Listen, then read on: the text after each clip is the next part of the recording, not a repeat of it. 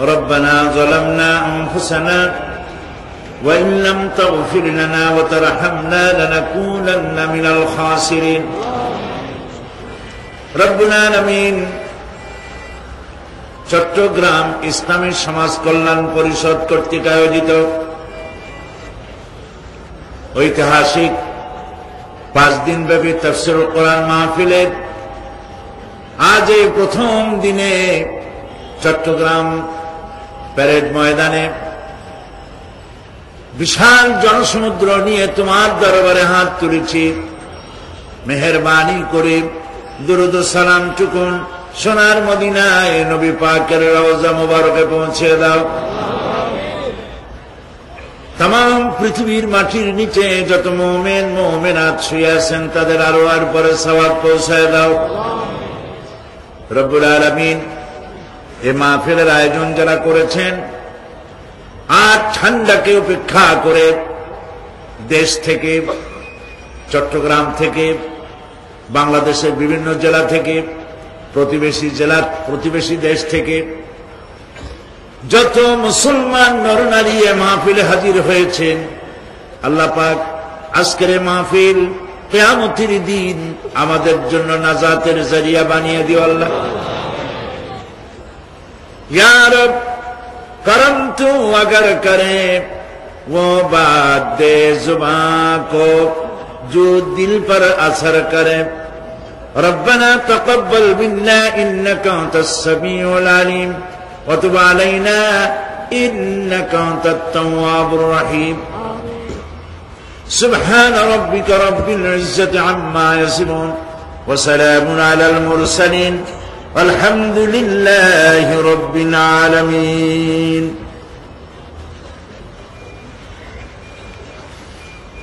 जनाब साहिब सदर शेखुल हदीस हजरतुल अल्लाम बंधुवर मौलाना शमसुद्दीन साहेब हाफिजाहुल्लाह আজকের মাহফিলের সম্মানিত প্রধান অতিথি বাইতুস শরফের হযরত পীর সাহেব হযরতুল আল্লাম মাওলানা শাহ কুতুবউদ্দিন সাহেব মাদজিল্লুহুল আলী, হযরত উলামায়ে কিরাম, প্রিয় সুধী মণ্ডলী, উপস্থিত বীর চট্টলার সম্মানিত ভাইয়েরা, পর্দার আড়ালের মা এবং বোনেরা, সুপ্রিয় সাংবাদিক বৃন্দ, আসসালামু আলাইকুম ওয়া রাহমাতুল্লাহি ওয়া বারাকাতুহু। আমরা মহান আল্লাহ রব্বুল ইজ্জত ওয়াল জালাল তার দরবারে লাখো কোটি শুকরিয়া আদায় করি, যিনি দয়া করে হাঁটি হাঁটি পা পা করে আমাদেরকে বিশ্বের একটি সবথেকে বড় তাফসীরুল কোরআন মাহফিল হিসেবে বিবেচিত চট্টগ্রাম তাফসীরুল কোরআন মাহফিল, এত বড় বিশাল মাহফিলের মধ্যে আমাদেরকে শামিল করলেন, সে আল্লাহ পাকের দরবারে শুকরগুজার হচ্ছি। বিনীতভাবে শ্রদ্ধা জড়িত কণ্ঠে উচ্চারণ করছি আলহামদুলিল্লাহ রব্বানা লাকাল হামদ। মাবুদের মেহেরবানি, চট্টগ্রাম ইসলামী সমাজ কল্যাণ পরিষদ কর্তৃক আয়োজিত তাফসীরুল কোরআন মাহফিল এবার 24তম বছর, আলহামদুলিল্লাহ। আগামী বছর এর সিলভার জুবিলি, রজত জয়ন্তী, শিকি শতাব্দী উদযাপিত হবে ইনশাআল্লাহ, এবং সেই মোতাবারক সেই সুন্দর দিনটি আমাদেরকে দেখার তৌফিক আল্লাহ পাক দান করুন। আজকে স্মরণ করছি যারা এই তাফসীরুল কোরআন মাহফিলের প্রথম থেকে নিয়ে আয়োজকদের মধ্যে ছিলেন, শ্রোতাদের মধ্যে ছিলেন, বক্তব্য পেশ করার মধ্যে ছিলেন। তাদের মধ্য থেকে আজকে যাদেরকে আমরা হারিয়েছি তাদের জন্য আল্লাহ পাকের দরবারে দোয়া করি, কোরআনে কারীমের বরকতে তাদের কবরগুলিকে আল্লাহ পাক কোরআনের নূর দিয়ে মুনাওয়ার করে দাও, তাদেরকে জান্নাতুল ফেরদাউসের মেহমান বানিয়ে নাও। প্রিয় ভাই সব, কোরআনে কারীমের মতো এত বড় নিয়ামত পৃথিবীবাসীদের জন্য আর কিছু নাই। সুবহানাল্লাহ বলি। আল্লাহ পাকের পক্ষ থেকে আখিরি কিতাব কোরআনে কারীম, সর্বশেষ হেদায়েতের গ্রন্থ কোরআনে কারীম। এই কোরআন শুনতে আল্লাহ পাক আমাদেরকে চয়েস করেছেন, বাছাই করেছেন। যে লোকগুলিকে, তারাই এখানে আসতে পেরেছেন, বাকিরা আসতে পারে নাই। এ কথা ঠিক কিনা? যাদেরকে আল্লাহ পছন্দ করেছেন তারাই আসতে পেরেছেন। এবং এই মাহফিলের দোয়া চাওয়ার জন্য গত কয়েকদিন থেকে আমার কাছে আরব আমিরাত, কুয়েত, কাতার, আজকেও মক্কা শরীফ থেকে কয়েকটা টেলিফোন আসছে। এই মাহফিলের দোয়ার জন্য যারা এই দেশের লোক বাইরে থাকে তারা দোয়ার মুহতাজ থাকেন, তারা দোয়া চান। এবং আমাকে অনেকে বলেছেন আপনাদেরকে সালাম জানাবার জন্য। এটা আমার দায়িত্ব। কাজে বিদেশে যতবার যাই তারা এই মাহফিলকে মহব্বত করে, কারণ এই মাহফিল এই প্যারেড ময়দানের মধ্যে সীমাবদ্ধ থাকে না। আমি আল্লাহ পাকের এক ক্ষুদ্র গোলাম। আমার মনে হয় যে আল্লাহ পাকে মাহফিলকে কবুল করে নিয়েছেন, কারণ চট্টগ্রাম তাফসীরুল কোরআন মাহফিল চট্টগ্রামের প্যারেড ময়দানে সীমাবদ্ধ থাকে না। পৃথিবীর এমন কোন দেশ নাই যে দেশে বাংলাদেশের মুসলমান আছে আর চট্টগ্রামের তাফসীর মাহফিল তার ঘরের মধ্যে ঢোকে নাই, এমন কোন দেশই নাই। সুবহানাল্লাহ। সর্বত্র পৌঁছায় দিয়েছেন আল্লাহ পাক দয়া করে। সেই জন্য ওই আল্লাহ পাকের শুকর আদায় করি, যিনি দয়া করে এই মাহফিলকে কবুল করেছেন বলেই আমাদের কাছে মনে হয় আল্লাহ যেন কিয়ামতের দিন এটা আমাদের জন্য নাজাতের জরিয়া করে দেন। কোরআন শরীফের আমরা সেই কিতাবের আলোচনা করছি যে কিতাব সম্পর্কে আল্লাহ পাক বলছেন, কুল বিফাদলিল্লাহি ওয়া বিরহমাতিহি ফাবিযালিকা ফালইফরাহু হুয়া খায়রুম মিম্মা ইয়াজমাউন। আল্লাহ পাক বলছেন, কুল বিফাদলিল্লাহি ওয়া বিরহমাতিহি, হে রাসূল আপনি বলুন মুসলমানদের জন্য আল্লাহ পাকের একটি করুণা, বিশ্ববাসীর জন্য আল্লাহ পাকের পক্ষ থেকে একটি দয়া। সেই দয়াটি হচ্ছে এই যে কোরআনের মতো একখানা কিতাব আল্লাহ পাক তোমাদেরকে দান করেছেন। সুবহানাল্লাহ। ফাবিযালিকা ফালইফরাহু, কোরআনের মতো একখানা কিতাব পেয়েছো এই জন্য আনন্দ করো, ফুর্তি করো, আনন্দ করো, কোরআনের মতো কিতাব পেয়েছো। সুবহানাল্লাহ। কোরআন শরীফের আমরা সেই কিতাবের আলোচনা করছি যে কিতাব সম্পর্কে আল্লাহ পাক বলছেন, কুল বিফাদলিল্লাহি ওয়া বিরহমাতিহি ফাবিযালিকা ফালইফরাহু হুয়া খায়রুম মিম্মা ইয়াজমাউন। আল্লাহ পাক বলছেন, কুল বিফাদলিল্লাহি ওয়া বিরহমাতিহি, হে রাসূল আপনি বলুন মুসলমানদের জন্য আল্লাহ পাকের একটি করুণা, বিশ্ববাসীর জন্য আল্লাহ পাকের পক্ষ থেকে একটি দয়া। সেই দয়াটি হচ্ছে এই যে কোরআনের মতো একখানা কিতাব আল্লাহ পাক তোমাদেরকে দান করেছেন। সুবহানাল্লাহ। ফাবিযালিকা ফালইফরাহু, কোরআনের মতো একখানা কিতাব পেয়েছো এই জন্য আনন্দ করো, ফুর্তি করো, আনন্দ করো, কোরআনের মতো কিতাব পেয়েছো। সুবহানাল্লাহ। হুয়া খায়রুম মিম্মা ইয়াজমাউন, আর এ হচ্ছে সারা পৃথিবীর সমস্ত মানুষ যা কিছু অ্যাচিভ করেছে, সারা পৃথিবীর মানুষ যা কিছু অর্জন করেছে, কোরআন তার থেকে উত্তম। বোঝেন নাই কথা?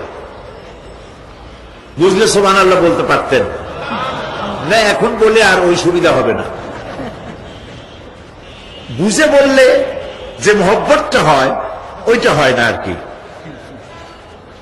আল্লাহ কি বলছেন শোনেন, আল্লাহ পাক বলছেন হুয়া খায়রুম মিম্মা ইয়াজমাউন, পৃথিবীর সমস্ত মানুষ যা অর্জন করেছে। মানুষেরা কি অর্জন করেছে? মানুষেরা অর্জন করেছে সোনার খনি, লোহার খনি, কয়লার খনি, রূপার খনি, হীরার খনি, ইন্ডাস্ট্রি, এমপি, মন্ত্রী, প্রেসিডেন্ট, জায়গা জমি, বাড়ি গাড়ি, পৃথিবীর সমস্ত মানুষ জাগতিক যা কিছু অর্জন করেছে, পৃথিবীর সমস্ত মানুষ কোরআন তার থেকে উত্তম। সেই কিতাব আমাদের কাছে এসেছে। আমি ওই কিতাব থেকে আপনাদের সামনে আলোচনা করার আশা রাখি। তবে আমি তো কিছুই বলতে পারবো না। সুবহানাকা লা ইলমা লানা ইল্লা মা আল্লামতানা আলাইহি তাওয়াক্কালতু ওয়া ইলাইহি উনীব। আল্লাহ পাক যদি দয়া করে, মানুষেরা বড় আশা করে আসে কোরআন শোনার জন্য। আল্লাহ মরা গাছ দিয়ে ফুল ফুটাইতে পারেন, মরুভূমিতে পানির প্রস্রবণ ঘটিয়ে দিতে পারেন, জিন্দাকে মৃত্যু করতে পারেন, মৃত্যুকে জিন্দা করতে পারেন। সেই মহান আল্লাহ ইচ্ছা করলে আমার মতো এক নাখান্দার গোলাম, তাকে দিয়ে আল্লাহ পাক ইচ্ছা করলে বলাতে পারেন।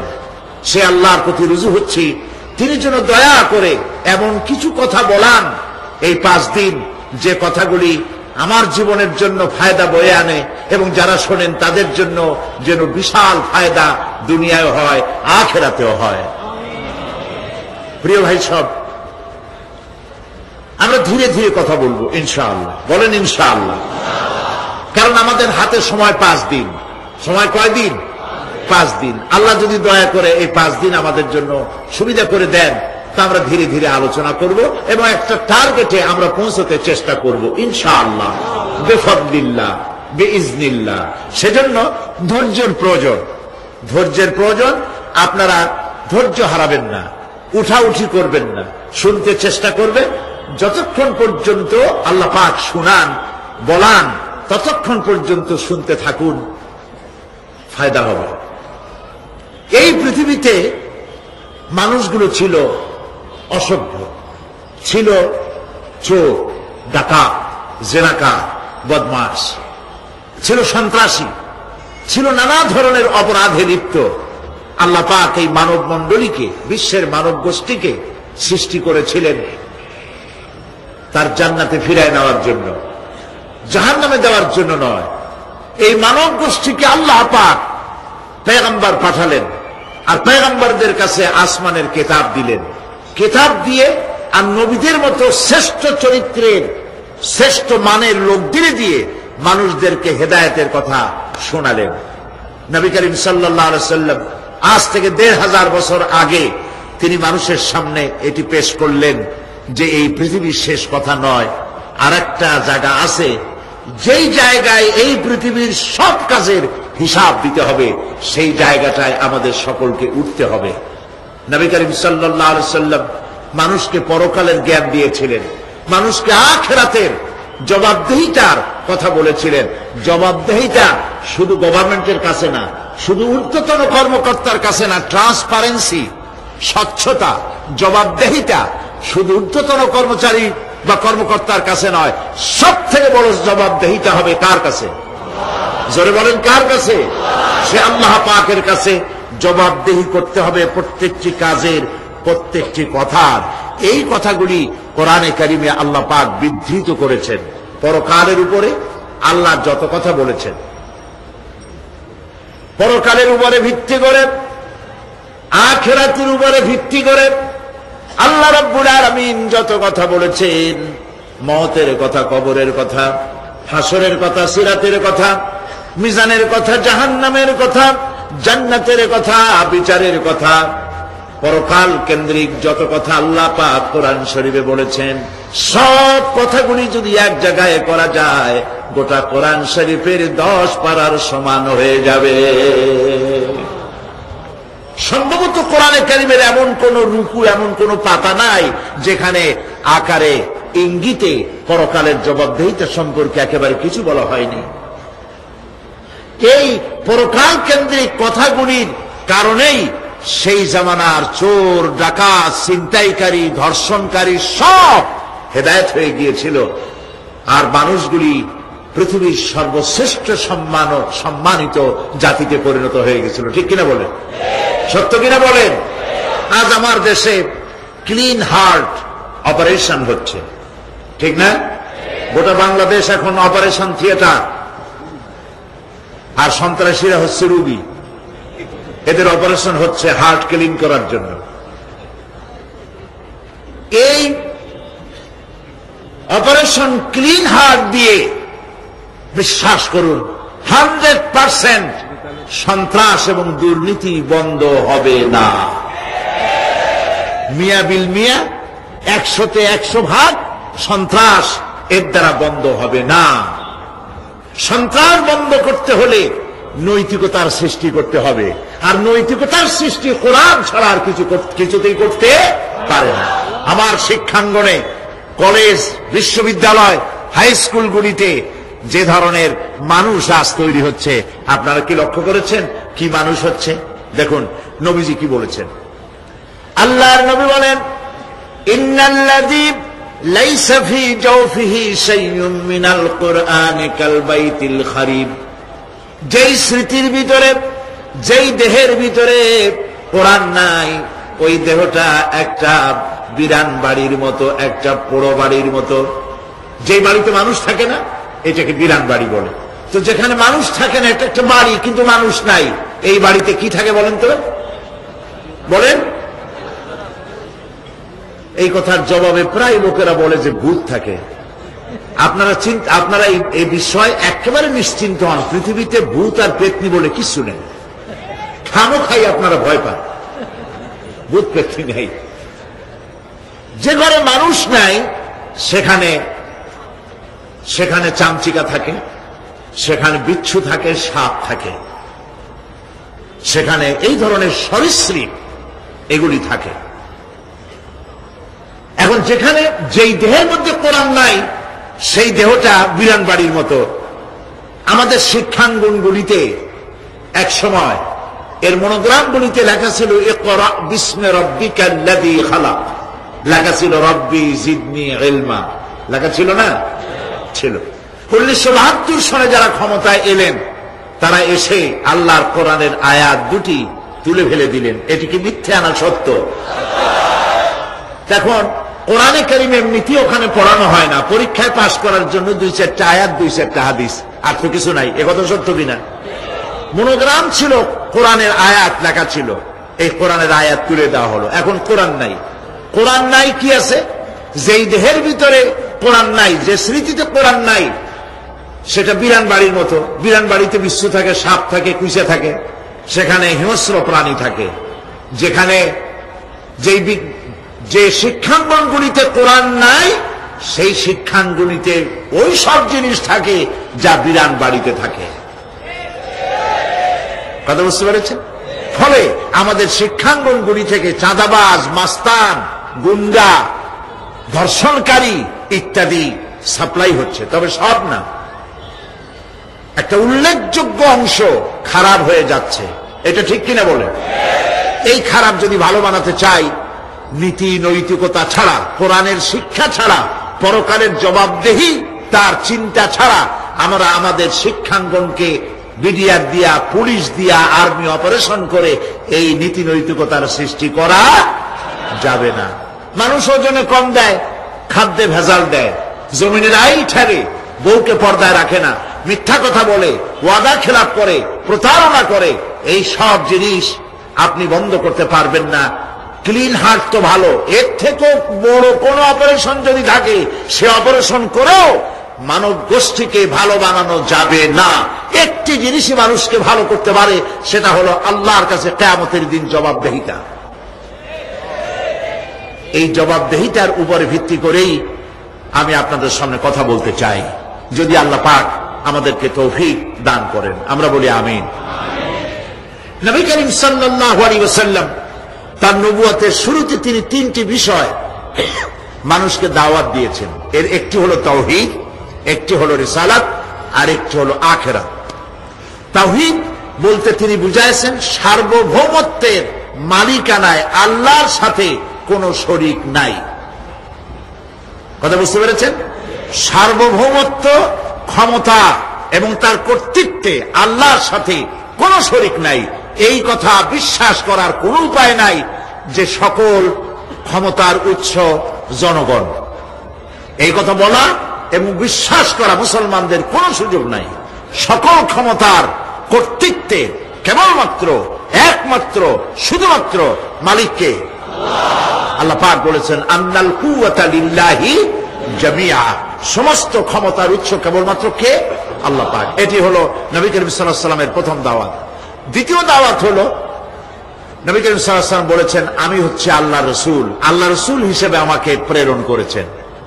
3 নম্বরের দাওয়াত ছিল এই যে এই দুনিয়া এরকম থাকবে না, এই দুনিয়া ধ্বংস হবে এবং আমরাও একদিন মরে যাব, মরার পরে মাটিতে মিশে যাব, গলে যাব, এরপরে আবার আল্লাহ পাক আমাদেরকে উঠাবেন এবং কিয়ামতে আল্লাহর কাছে আমাদেরকে জবাবদিহি করতে হবে। এই 3টি বিষয় নবী করিম সাল্লাল্লাহু আলাইহি ওয়াসাল্লাম মক্কি জিন্দেগিতে মানুষের সামনে এই দাওয়াত পেশ করেছেন এবং কোরআনে কারীমও এই কথাগুলি এইভাবেই নাজিল হয়েছে।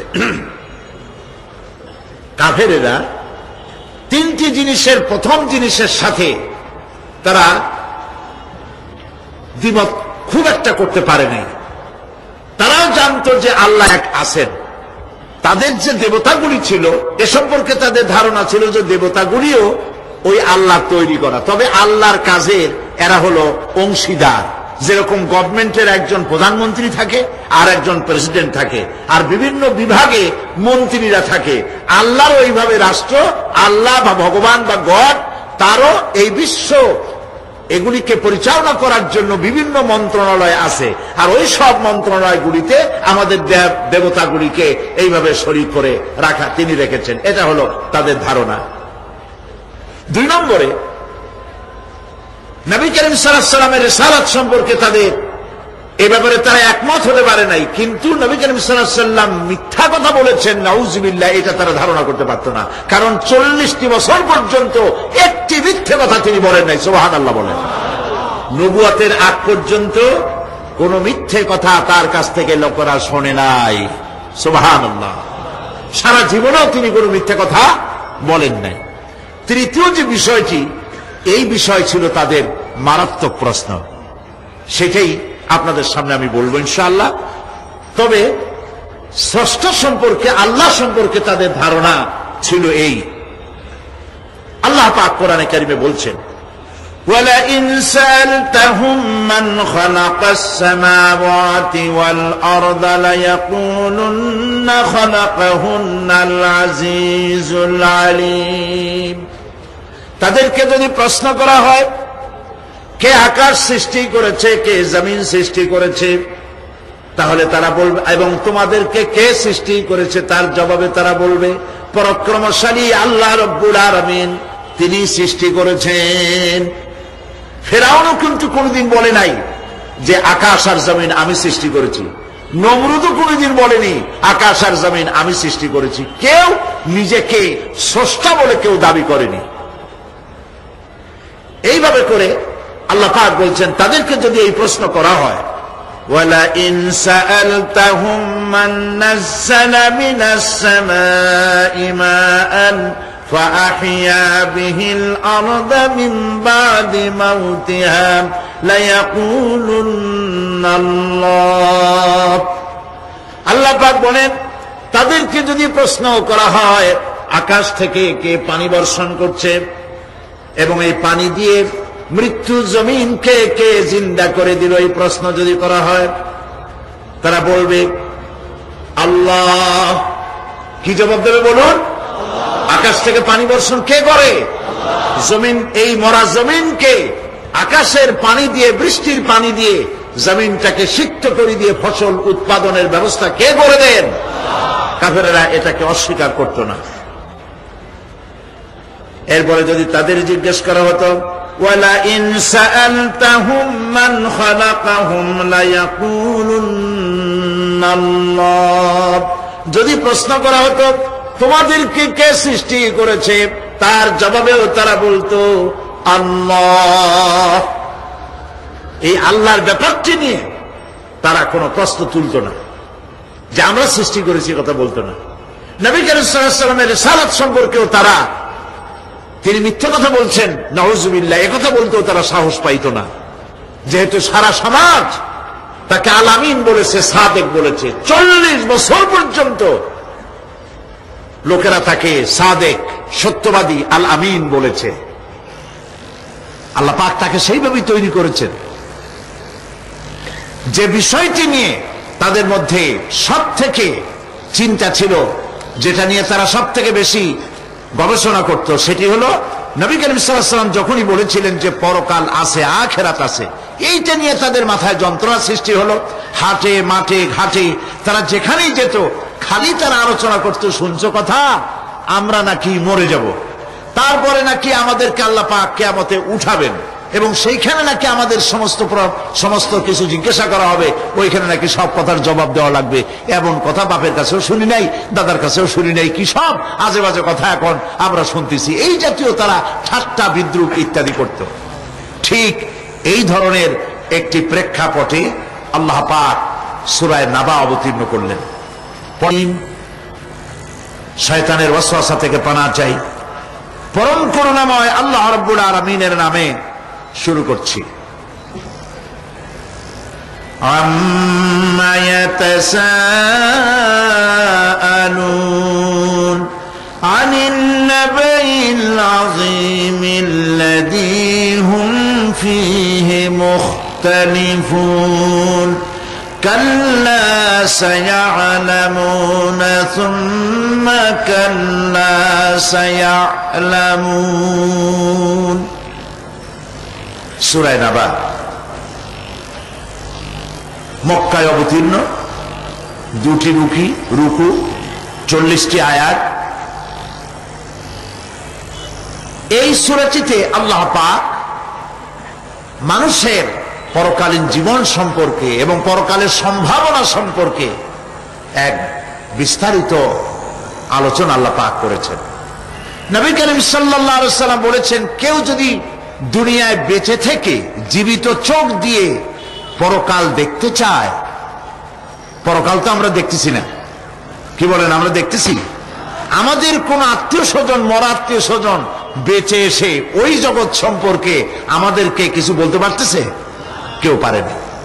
কাজেই সেই পরকালটা কেমন হবে নবী করিম সাল্লাল্লাহু আলাইহি ওয়াসাল্লাম বলেছেন, কেউ যদি দেখতে চায়, তাহলে দুনিয়ায় বেঁচে থাকা অবস্থায় কেউ যদি পরকাল দেখতে চায়, তাহলে সে যেন সূরা নাবা, সূরা নাজিআত, সূরা তাকবীর, সূরা আল ইনফিতার সে যেন পড়ে, তাহলে কিয়ামত তার চোখের সামনে ভেসে উঠবে। সুবহানাল্লাহ। আল্লাহ পাক বলছেন, আম্মা ইয়াতাসাআলুন, তারা কি সব ব্যাপারে জিজ্ঞাসাবাদ করছে? আনিন নাবাইল আযীম, সেই মহা ব্যাপারটি, সেই মহা খবরের ব্যাপারেই কি তারা এসব প্রশ্ন করছে? আল্লাযী হুম ফীহি মুখতালিফুন, যে ব্যাপারে তারা নিজেরাই মতদ্বৈততায় ভুগছে এবং নিজেরাই ঠাট্টা বিদ্রুপ ইত্যাদি করে বেড়াচ্ছে। কাল্লা সায়া'লামুন, কখনো নয়, অবশ্যই তারা জানতে পারবে। সুম্মা কাল্লা সায়া'লামুন, পুনরায় বলছি, অবশ্যই তারা এই বিষয়টি জানতে পারবে। এ হলো আয়াত যদ্দূর পড়েছিলাম তার শাব্দিক তরজমা। এরা আম্মা ইয়াতাসাআলুন আনিন নাবাইল আযীম, নাবাইল আযীম বলতে কিয়ামত এবং পরকালকে বুঝায়। ইয়াতাসাআলুন বলতে জিজ্ঞাসাবাদ, পরস্পরকে তারা জিজ্ঞাসা করত, কি ভাই, আমরা নাকি মরে যাব, তারপর নাকি জিন্দা হব, এটা কেমন কথা? আল্লাযী হুম ফীহি মুখতালিফুন, যে বিষয় নিয়ে তারা পরকালের বিষয়টি নিয়ে পরস্পরে ঠাট্টা করত, বিদ্রুপ করত। পরকাল সম্পর্কে অবিশ্বাসী যারা ছিল তাদের প্রশ্নগুলো কিরকম ছিল, কোরআনে কারীম তা বিধৃত করছে। প্রিয় ভাই সব, কোরআন কোনো গোপন কিতাব নয়। আল্লাহ পাক কোনো জিনিস গোপন রাখেন নাই, সব জিনিসকে মানুষের সামনে স্পষ্ট করে দিয়েছে। সুবহানাল্লাহ বলেন। কিন্তু এখানে একটা দুঃখ আছে, সেটা হলো এই যে কোরআন শরীফ সম্পর্কে আমাদের মুসলমানদের একটি গ্রুপ, একটি দল, তারা বলে বেড়ান যে কোরআন তো আসলে আমরা বুঝবো না, আমরা হলাম পাবলিক, কোরআনের আমরা বুঝবো কি, এগুলি সব আলেম ওলামাদের কাম, আমরা বুঝবো না। আসেন আমাদের অন্যরা কি বলে, হুজুররা কি বলে দেখি, সেই সব বইপত্র পড়ি। প্রিয় ভাই সব, বুজুর্গরা, মুরব্বীরা যে কথা বলেন, সে কথা যে সঠিক তা বোঝার জন্যই তো কোরআন প্রয়োজন। কোরআনই যদি না বুঝলেন, তাহলে তারা আপনাদেরকে বিভ্রান্ত করছে কিনা সেটা তো আপনি বুঝতে পারবেন না। কথা ঠিক কিনা বলেন? এখন কোরআন বোঝা যারা বলেন যে এটা কোরআন বোঝা সহজ নয়, কঠিন, আমার চিন্তায় এই লোকগুলি, এই বিশাল একটি গ্রুপ, একটি দল, শয়তানের বড় রকমের ওয়াসওয়াসার ভিতরে তারা নিমজ্জিত হয়ে গেছে। আল্লাহ মেহেরবানি করে এই ভাইদের দৃষ্টিকে খুলে দিন, যাতে তারা বুঝতে পারে যে কোরআন শুধু আলেম ওলামাদের জন্য নয়, কোরআন পৃথিবীর সমস্ত মানুষের জন্য। হুদাল লিল আলামিন তো আল্লাহ পাক বলেন নাই আলেমদের জন্য নাজিল করেছি, তা তো বলেন নাই। বলেছেন হুদাল লিন্নাস, সমস্ত মানুষের জন্য কোরআন দেওয়া হয়েছে। এখন কোরআন বোঝা কঠিন না সহজ? এই প্রশ্নের জবাবে আল্লাহ রাব্বুল আলামিন, আমরা প্রশ্ন করব, আমাদের প্রশ্ন করার অনেক আগে আল্লাহ রাব্বুল আলামিন সূরা কামারের ভিতরে একটি প্রশ্নের জবাব 4 বার দিয়েছেন। আল্লাহ পাক বলেছেন, ওয়া লাকাদ ইয়াসসারনাল কুরআনা লিযিকর ফাহাল মিন মুদ্দাকির। আল্লাহ পাক বলেন, আমি আল্লাহ অবশ্যই কোরআনকে মুখস্থ করার জন্য আর কোরআন বোঝার জন্য মানুষের কাছে আমি সহজ করে দিয়েছি। ফাহাল মিন মুদ্দাকির, আছে কে কেউ এর থেকে উপদেশ গ্রহণ করা? 4 বার আল্লাহ পাক বলেছেন সূরা কামারের ভিতরে, অবশ্যই কোরআন আমি বোঝার জন্য সহজ করে দিয়েছি। সুবহানাল্লাহ বলেন। আমরা বুঝতে চাই না, তাহলে বুঝবো কি করে? বুঝতে চাইলেই তো আমরা বুঝতে পারবো, চেষ্টা করলেই বুঝতে পারবো। কোরআনে কারীমের এই সূরাটির দিকে লক্ষ্য করে আল্লাহ পাক বলছে, কাফেরেরা এটা বিশ্বাস করত না। বিশ্বাস না করে তারা কি সব প্রশ্ন উঠাইতো, সেই প্রশ্নগুলো আল্লাহ পাক তুলে ধরেছেন। আরেকটি জিনিস লক্ষ্য করুন, আল্লাহর চাইতে শক্তিধর পৃথিবীতে কেউ আছে? আকাশে কেউ আছে? কোথাও কেউ আছে? কেউ নাই। আল্লাহরে অস্বীকার করছে একদল লোক, বলতেছে মানি না। আল্লাহ পাক ফেরেশতা পাঠায় দিলেন, ওদের গর্দান পিটাই ভেঙে দাও, আমারে মানে না কে? এইরকম কি আল্লাহ করছে? না, করেন নাই। ওরা বলে পরকাল মানি না, আল্লাহরে মানি না। আল্লাহ পাক কোরআনে যুক্তি দিয়েছেন, আর নবী করিম সাল্লাল্লাহু আলাইহি ওয়াসাল্লামকে বলেছেন, ইন্নামা আনতা মুযাক্কিরুন লাস্তা আলাইহিম বিমুসাইতির। হে নবী, উপদেশক করে আপনাকে পাঠিয়েছি, আপনাকে লাঠিচার্জ করার জন্য পাঠাই নাই।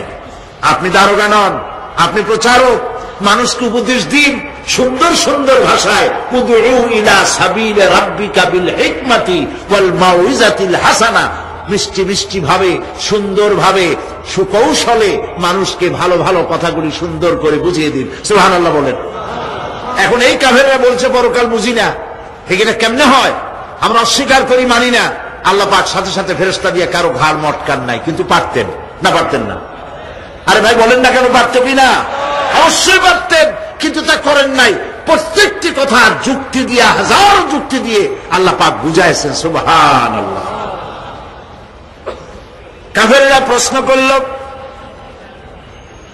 তারা বলতো আমাদের এই জীবন শেষ, মৃত্যুর পরে আমাদের আর নতুন করে ওঠা লাগবে না। ওরা বলতো, ইন্না হাউলানি লায়াকুলুনা ইন হিয়া ইল্লা মাউতাতুনাল উলা ওয়া মা নাহনু বিমুনশারিন।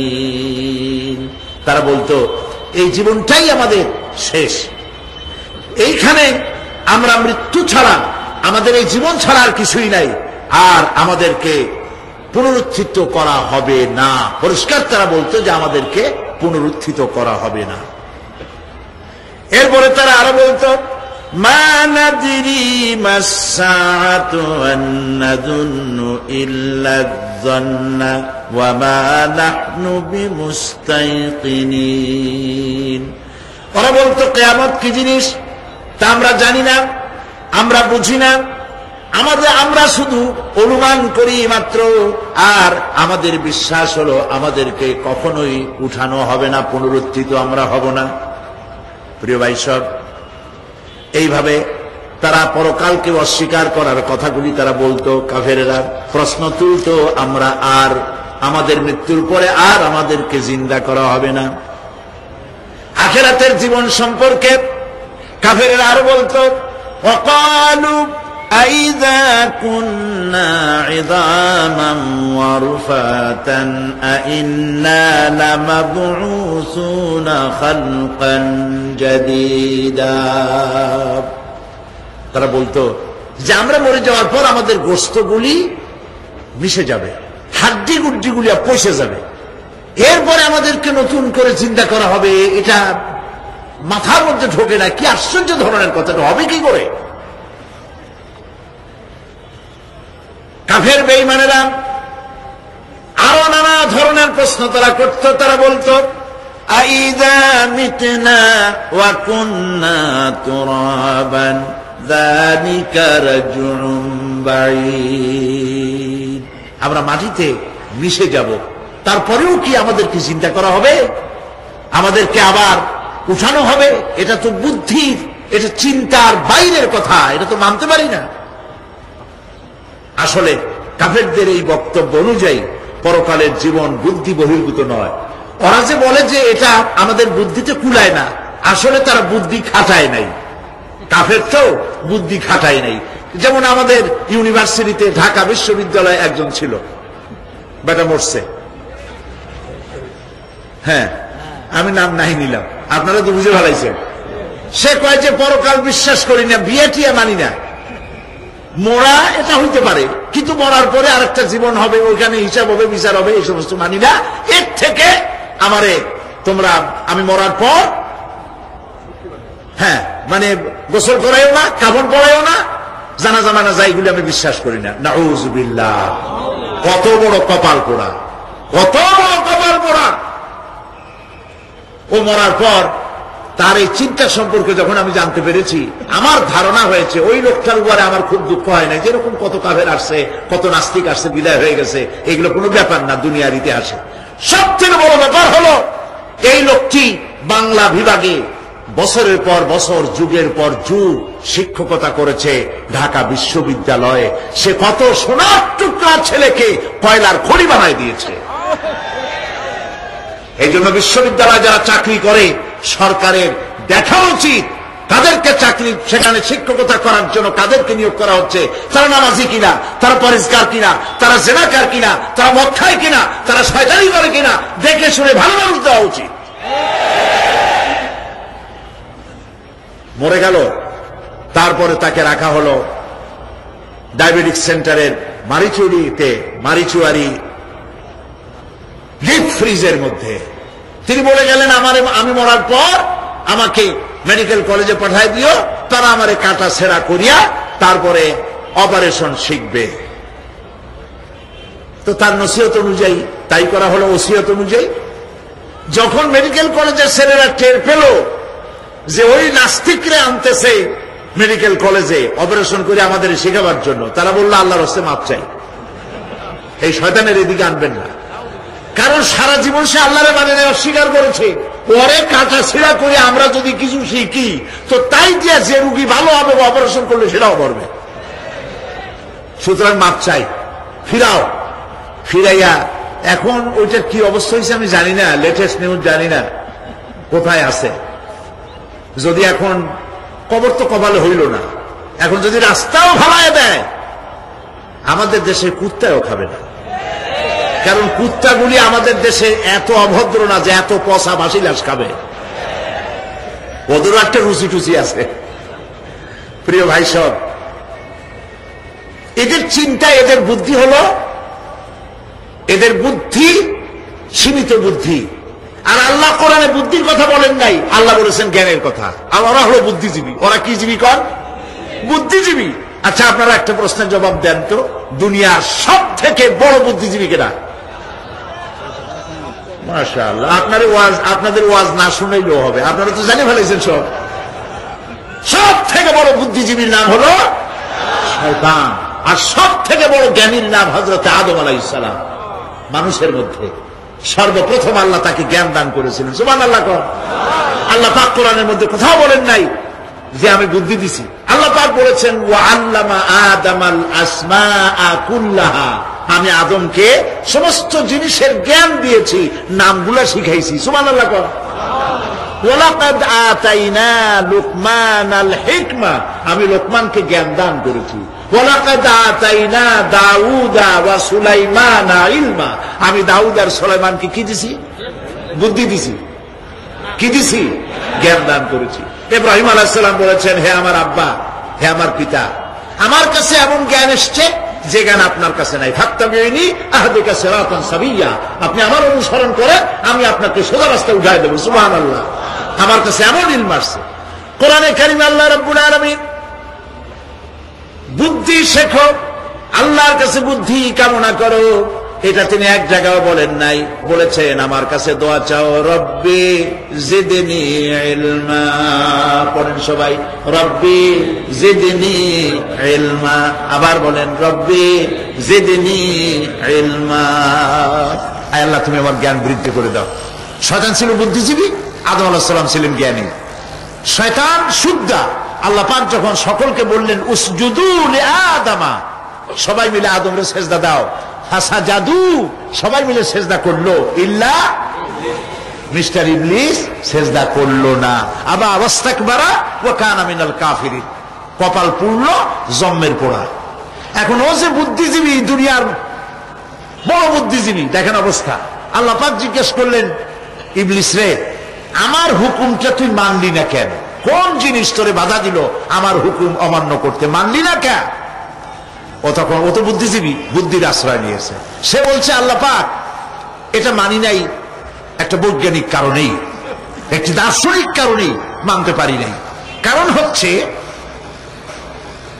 খালাকতানি মিন নার ওয়া খালাকতাহু মিন তিন, তারে বানাইছো মাটি দিয়া, আমারে বানাইছো আগুন দিয়া, আনা খায়রুম মিনহু, আমি ওর থেকে অনেক ভালো। নাউযুবিল্লাহ, কত বড় কপাল পোড়া। আগুনের গতি হলো ঊর্ধ্বমুখী, মাটির গতি নিম্নমুখী। ঊর্ধ্বগতি সম্পন্ন একটা জিনিসকে নিম্নমুখী জিনিসের সামনে মাথা নত করতে বলা তোমার একটা অবৈজ্ঞানিক অদার্শনিক হুকুম হয়ে গেছে। নাউযুবিল্লাহি মিন যালিক। আল্লাহ পাক বললেন, ইন্নাকা রাজিম, মরদুদ, বিতাড়িত, সব আমল বরবাদ করে দিলাম। দেখেন, অপরাধ শয়তান করেছে, অপরাধ আদম আলাইহিস সালাম করেছে। একজন অপরাধ করে শয়তান হয়ে গেল, আর একজন অপরাধ করে আল্লাহর পয়গম্বর হয়ে গেলেন। সুবহানাল্লাহ বলবেন না কেন? কারণ হলো, শয়তান বুদ্ধিজীবী, বুদ্ধির আশ্রয় নিল। আদম আলাইহিস সালাম তিনি বুদ্ধির আশ্রয় নেন নাই, তিনি আকলের, তার জ্ঞানের কাছে তিনি আশ্রয় নিয়েছেন। অর্থাৎ তিনি চিন্তা করতেছিলেন যে আল্লাহ পাক আমাকে নিষেধ করলেন একটা গাছের কাছে যেতে, আমিও গেলাম, বউও গেল, যা নিষেধ করলেন সেটা করলাম। এখন যদি আল্লাহ আমারে প্রশ্ন করেন যে আমার হুকুম অমান্য করলা কেন, কি জবাব দেব? আদম আলাইহিস সালাম জবাব খুঁজে পাচ্ছিলেন না। কিন্তু আমি ওই আয়াত তেলাওয়াত করার পর সর্বপ্রথম সেই ছাত্র জীবনে আমি চিন্তা করলাম জবাবটা একটা দিতে উনি পারতেন। ছাত্র মানুষের মধ্যে তো নানান চিন্তা আসে, তো আমার চিন্তা আসলে উনি একটা জবাব তো দিতে পারতেন, আমাদের আবাল বাসার একটা জবাব তো দিতে পারতেন, এই যে আল্লাহ পাক সবই ঠিক আছে, অপরাধ আমি করেছি, ভুল আমি করেছি, কিন্তু আমার এটা জানতে ইচ্ছে হয়, জান্নাতের সমস্ত নাজ নেয়ামত আমার জন্য তুমি জায়েজ করে দিলা, যে গাছটার কাছে যাওয়া যাবে না, ফল খাওয়া যাবে না, এরকম একটা গাছ জান্নাতের মধ্যে বানাইয়া আমার বিপদে ভালাইলা কেন? এরকম একটা জবাব তিনি দিতে পারতেন, কিন্তু তিনি দেন নাই। কারণ তিনি বুঝতে পেরেছেন মহাশক্তিধর আকাশ আর জমিনের মালিক আল্লাহ রাব্বুল আলামিনের সামনে আর্গুমেন্ট চলে না, তার সামনে আর্গুমেন্ট চলে না, সারেন্ডার চলে, আত্মসমর্পণ করা চলে। হযরত আদম আলাইহিস সালাম কোন আর্গুমেন্টের কাছে গেলেন না, কেঁদে কেঁদে অস্থির হয়ে যাচ্ছেন। আল্লাহ রাব্বুল আলামিন যখন প্রশ্ন করবেন, আদম রে আমার হুকুম ভাঙলি কেন, অমান্য করলি কেন, কি জবাব দেব? আর ঠিক সেই মুহূর্তেই রব্বুল আলামিন প্রশ্ন করলেন, আদম রে আমার হুকুম অমান্য করলে কেন? হযরত আদম আলাইহিস সালাম কোন বুদ্ধির আশ্রয় না নিয়া তার জ্ঞান তাকে বলে দিল, আল্লাহ তাকে কালেমা শিখায় দিলেন। উদ্বুদ্ধ হয়ে তিনি আল্লাহ রাব্বুল আলামিনের সামনে মাথা নত করে দিয়ে বললেন, রব্বানা যালামনা আনফুসানা ওয়া ইল্লাম তাগফির লানা وترحمنا لنكونن من الخاسرين পড়েন সবাই ربنا ظلمنا أنفسنا وإن لم تغفر لنا وترحمنا لنكونن من الخاسرين ربنا ظلمنا হে আল্লাহ আমি আমার নফসের পরে ظلمنا أنفسنا আমি আমার নফসের পরে জুলম করেছি অত্যাচার করেছি ওয়াইন লাম তাগফির লানা তুমি যদি আমাকে ক্ষমা না করো জ্ঞান কত দেখেন শুধু ক্ষমা চান নাই বলেছেন তুমি যদি আমাকে ক্ষমা না করো ওয়াতারহামনা আর যদি দয়া না করো লানাকুনান্না মিনাল খাসিরিন আমি ক্ষতিগ্রস্ত হয়ে যাব কতটা জ্ঞানের অধিকারী তিনি এটা বললেন না যে শুধু মাফ করে দাও শুধু মাফ করলে হবে না মাফও করা লাগবে আর আগে যেমন দয়া করতে আসলেও করা লাগবে সুবহানাল্লাহ আল্লাহ পাক রাজি হয়ে গেলেন রাজি হন নাই আল্লাহ রাব্বুল আলামিন হযরত আদম আলাইহিস সালামকে শুধু ক্ষমা করলেন না ক্ষমাও করলেন আর নবীর মর্যাদা দিয়ে আল্লাহ রাব্বুল আলামিন দুনিয়ায় পাঠায়া দিলেন সুতরাং বুদ্ধি দিয়ে কাফেররা বুদ্ধির আশ্রয় গ্রহণ করে সর্বনাশ করেছে যে পরকাল হইতে পারে না মরে যাব আবার উঠবো আবার এই শরীর কেমনে তৈরি হবে এইটা তাদের বুদ্ধিতে কুলায় নাই কিন্তু বুদ্ধি দিয়া চিন্তা করলে বোঝা যাইতো যে হ্যাঁ পরকাল একটা হইতে পারে আর একটা কথা বলি সেটা হলো এই বহুত মানুষ আছে পরকাল বিশ্বাস করে না আছে না এমন আছে এখন আমরা বিশ্বাস করি পরকাল আমরা কারা কারা বিশ্বাস করি হাত উঁচু করে দেখান তো আলহামদুলিল্লাহ বলি বলেন আলহামদুলিল্লাহ এখন যারা বিশ্বাস করে না তাদেরকে জানাতে চাই আমরা যারা পরকালে বিশ্বাস করি তাহলে পরকাল যদি না হয় কিয়ামত যদি না হয় বিচার আচার যদি কিছু না হয় আমরাও বেঁচে গেলাম আপনারাও বেঁচে গেলেন কিন্তু সত্যই যদি পরকাল একটা হয় বিচার যদি হয় আমরা বেঁচে যাবো ফেসে যাবা তোমরা প্রিয় ভাই সব আল্লাহ রাব্বুল আলামিন সুন্দর করে বুঝাচ্ছেন দেখো এই যে সারা বছর এই যে ইটা কি বলে পরকাল কেন হবে এটা বুদ্ধি দিয়ে চিন্তা করো জ্ঞান দিয়ে চিন্তা করো সারা বছর ব্যবসা করার পর হিসাব নিকাশের একটা দিন আসে না বলেন আছে কিনা হিসাব নিকাশের একটা দিন আসে সারা বছর ব্যবসা করার পর সারা বছর লেখাপড়া করার পর তারপরে কি বলে পরীক্ষা দেওয়ার একটা দিন আসে না তো সারা জীবন আপনি এখানে কাজবাজ করবেন এখানে আপনি ভালো করলেন মন্দ করলেন এর কোনো জবাব হবে না বিচার হবে না এটা পাগলে চিন্তা করতে পারে আর পাগলেরা চিন্তা করে বলেই তারা বলে পাগলেরই এটা কথা মাটির পুতুল যেমনে নাচায় তেমনি নাচি পুতুলের কি দোষ মরিয়া দেখেন এই গান যারা বিশ্বাস করে মরিয়া দেখেন অবস্থাটা কি হয় ফেরেশতারা আসা ধোপায় যেমন কাপড় আশ্রয় ওই রকম ঠ্যাং ধরিয়া কবরের মধ্যে আশ্রাবে আর বলবে যেমনে আশ্রয় তেমনি আশ্রয় ফেরেশতার কি দোষ কাজে এই পৃথিবী শেষ কথা নয় মৃত্যু অবধারিত মরা লাগবে না এবার দেখেন আল্লাহ কি বলেন আল্লাযী খালাকাল মাউতা ওয়াল হায়াতা লিয়াবলুয়াকুম আইয়ুকুম আহসানু আমালা আল্লাহ পাক বলছেন আমি মৃত্যু আর জীবন সৃষ্টি করেছি কেন করেছি লক্ষ্য করুন লিয়াবলুয়াকুম যাতে করে আমি তোমাদেরকে পরীক্ষা করে নিতে পারি কি ব্যাপারে আইয়ুকুম আহসানু আমালা আমলের দিক থেকে নেক কাজের মধ্য থেকে ভালো কাজ এবং খারাপ কাজের মধ্য থেকে আইয়ুকুম আহসানু আমালা ভালো কাজের দিক থেকে তোমাদের মধ্যে কে উত্তম কে ভালো মানুষ এইটার পরীক্ষা নেওয়ার জন্য আমি মৃত্যু আর জন্মের সৃষ্টি করেছি প্রিয় ভাই সাহেব খুব লক্ষ্য করুন জন্ম আর মৃত্যু জন্ম হলে মৃত্যু হবেই না হবে না এই যে একটা ডিউরেশন একটি সময় এই সময়টা হলো পরীক্ষার সময় আমরা যারা পড়াশোনা করেছি আপনারা পড়াশোনা করেছেন নিশ্চয়ই কলেজে অথবা হাই স্কুল অথবা মাদ্রাসায় প্রতি বছর একটা করে পরীক্ষা আসে না পরীক্ষা এই পরীক্ষার ডিউরেশন কত সময় 3 ঘন্টা। কয় ঘন্টা বলে? 3 ঘন্টা। এই 3 ঘন্টা পরীক্ষা দিতে গিয়ে আপনারা কি কোন ছাত্রকে দেখেছেন যে প্রশ্নপত্র সামনে নিয়ে গল্প করতেছে, প্রশ্নপত্র সামনে নিয়ে তাস খেলে, জুয়া খেলে, আরেকদিকে তাকায় থাকে? প্রতিটি মুহূর্ত সে কাজে লাগাচ্ছে, প্রতি মুহূর্ত কাজে লাগাচ্ছে।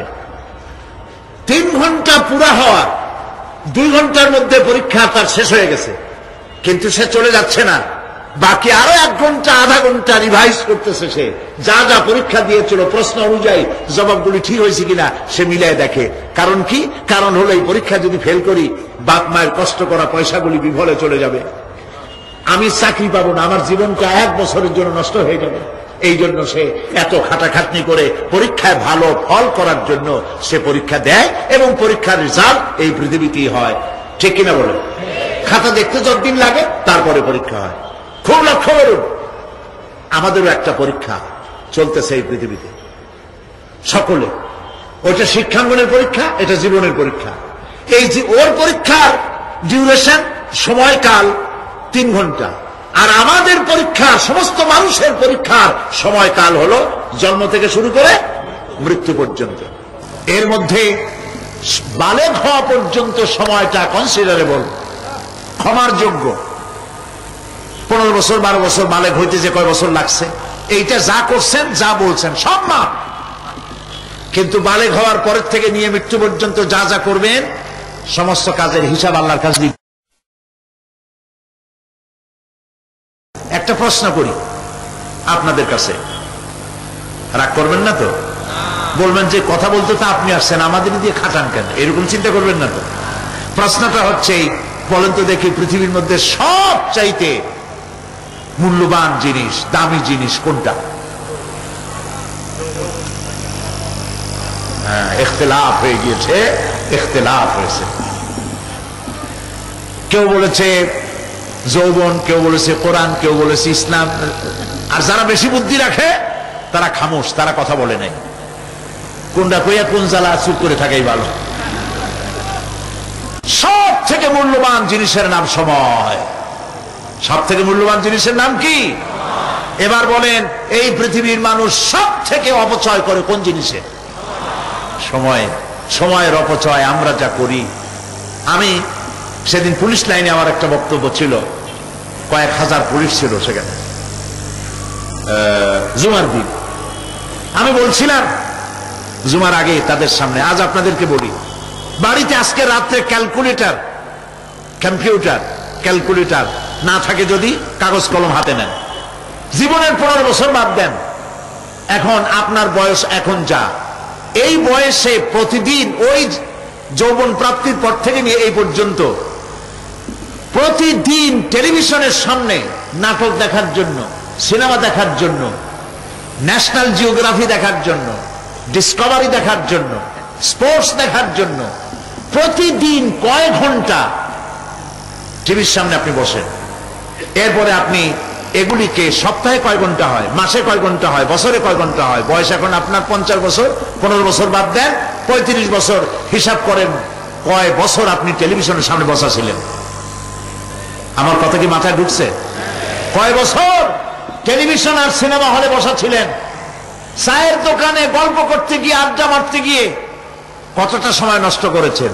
রবীন্দ্রনাথ, যতীন্দ্রনাথ, যোগীনাথ, তারপরে আরো কি, এই যে শরৎচন্দ্র, এই সমস্ত এই নাম মনে আসলো। কবি, সাহিত্যিক, ঔপন্যাসিক, নাট্যকার, তাদের বইপত্র, গল্পের বই, ভূতের গল্প, এই সমস্ত গল্পের বই পড়িয়া জীবনে কতটা সময় নষ্ট করেছেন। সবগুলি এক জায়গায় করে, সবগুলি এক জায়গায় করে। এরপরে আপনার চোখ ছানা বড় হয়ে যাবে, দেখতে পাবেন আপনার জীবনের উল্লেখযোগ্য 35 বছরে কম করে হলেও 20 বা 25 বছর অপচয় হয়ে গেছে, নষ্ট হয়ে গেছে। ইন্না লিল্লাহি ওয়া ইন্না ইলাইহি রাজিউন। জীবনের সব থেকে মূল্যবান সময়গুলি নষ্ট করে ফেলেছি আমরা। আল্লাহ পাক বলেছেন, পরীক্ষা নেওয়ার জন্যই এই পৃথিবীতে দিয়েছিলাম। এখন ওর পরীক্ষার, ছাত্রের পরীক্ষার সময় 3 ঘন্টা, রেজাল্ট আউট হবে এখন। আর আপনার আমার পরীক্ষা মৃত্যুতে, জন্ম থেকে শুরু মৃত্যু পর্যন্ত, কিন্তু রেজাল্ট এখানে আউট হবে না। রেজাল্ট আউট হবে কোথায়? কিয়ামতের দিন। কোথায় হবে? হতেই হবে কিয়ামতের দিন। সেদিন এই পৃথিবীতে যারা ভালো কাজ করবে, ভালো কাজের জন্য আল্লাহ পুরস্কার দিবেন, আর মন্দ কাজ যারা করবে তাদের জন্য তিরস্কার তারা পাবেই। এই জন্য বিচার, কিয়ামত হওয়া, বিচার হওয়া, এটা বিবেকের দাবি, এটা জ্ঞানের দাবি। যারা বুদ্ধিজীবী দাবি করে কপাল পোড়া, এরা এটা বোঝে না, এদের মাথার মধ্যে এটা ঢোকে না। ঠিক কিনা বলে? প্রিয় ভাই সব, কিয়ামত হবে এবং কিয়ামতে আল্লাহর দরবারে আমাদের সকলকে উঠতে হবে, এতে কোনো সন্দেহের অবকাশ নাই। এবার দেখেন আল্লাহ পাক এবার যুক্তি দিয়ে বুঝাচ্ছেন। সুবহানাল্লাহ বলেন। তোমরা যারা বলো যে মরে যাব, পচে যাব, মাটির সাথে মিশে যাব, আবার জিন্দা হবো কেমনে? আল্লাহ বলে কেমনে জিন্দা হবা বুঝাই। সুবহানাল্লাহ বলেন। আল্লাহ রাব্বুল আলামিন বলেন, আল্লাহুল্লাযী আরসালার রিয়াহা ফাতুসিরু সাহাবা فسقناه إلى بلد ميت فأحيينا به الأرض بعد موتها كذلك النشور। আল্লাহ পাক বলেন, লক্ষ্য করে দেখো, সমুদ্রের লবণাক্ত পানিগুলি বাষ্পীয় আকারে মেঘমালায় পরিণত করে দেই, আর বাতাসকে হুকুম করি মেঘটাকে টেনে নিয়ে যাও অমুক জায়গায়। আল্লাহ যেখানে বৃষ্টি দিতে চান, বাতাস মেঘকে ঠেলে নিয়ে সেখানে নিয়ে আসে, বৃষ্টির পানিগুলি পড়ল। আল্লাহ পাক বলেন, আকাশের সেই বৃষ্টির পানি দিয়া মরা জমিনকে আমি জিন্দা করে দিলাম। ফাআহিয়ানা বিহিল আরদা বাদা মাউতিহা, এই মৃত্যু জমিনকে আমি জিন্দা করলাম। সেখানে তুমি বীজ বপন করলে, সেই বীজগুলি, বীজের মাথা ফাটাইয়া চারাগুলি কে বের করে দিল? মাটির আস্তরণ, মাটির আস্তরণের মধ্যে কদুর বিচি, লাউর বিচি। আপনারা কদু কর না লাউ বলেন? যেটাই হোক, বুঝলেই হইল, কদু অথবা লাউ একই কথা। অথবা যে কোনো শাক সবজি, উদ্ভিদ, এর চারা, এর বীজ মাটিতে দেওয়া হলো, মাটিটা ফেটে চারা, যে পাতা দুটো বেরিয়ে আসলো, এই পাতা কি শক্ত না নরম? তাহলে মাটিটা ফাটাইয়া পাতা দুটো বাইর করে দিল কে? সুবহানাল্লাহ বলে। মরা জমিন থেকে, মরা জমিনে বৃষ্টির পানি দিয়ে জমিনটাকে জিন্দা করে তার ভিতর থেকে আমি এভাবে করে জিন্দা করি, উদ্ভিদগুলিকে জিন্দা করে দেই। ঠিক একইভাবে কাযালিকান নুশুর, এইভাবে করে কিয়ামতে তোমাদেরকে উঠানো হবে। সুবহানাল্লাহ। লাল শাক দেখছেন? লাল শাক খান না আপনারা? বিচিগুলো ছোট ছোট, বিচিগুলি ছড়ায় দেন, দেখবেন কয়েকদিনের মধ্যে মাটির থেকে সব উদ্গত হয়ে যাবে। আল্লাহ পাক এই পৃথিবীতে আমাদের সৃষ্টি করেছিলেন, কবরের মধ্যে আমরা চলে যাব। সে কবর কি, হাসর কি, ইত্যাদি বলবো ইনশাআল্লাহ ধীরে ধীরে। তো মাটির ভিতর থেকে এই গাছগুলি, চারাগুলি যেভাবে উদ্গত হয়, আল্লাহ পাক বলছেন এইভাবে করে আমি তোমাদেরকে জিন্দা করব, আবার উঠাবো, এতে কোনো সন্দেহ নাই। সুবহানাল্লাহ। রব্বুল আলামিন দৃষ্টান্ত দিয়ে বুঝাচ্ছেন, আলাম ইয়াকুন নুতফাতাম মিন মানিয়্যিন ইউমনা ثم كان علقة فخلق فسوى فجعل منه الزوجين الذكر والأنثى। আল্লাহ পাক বলেন,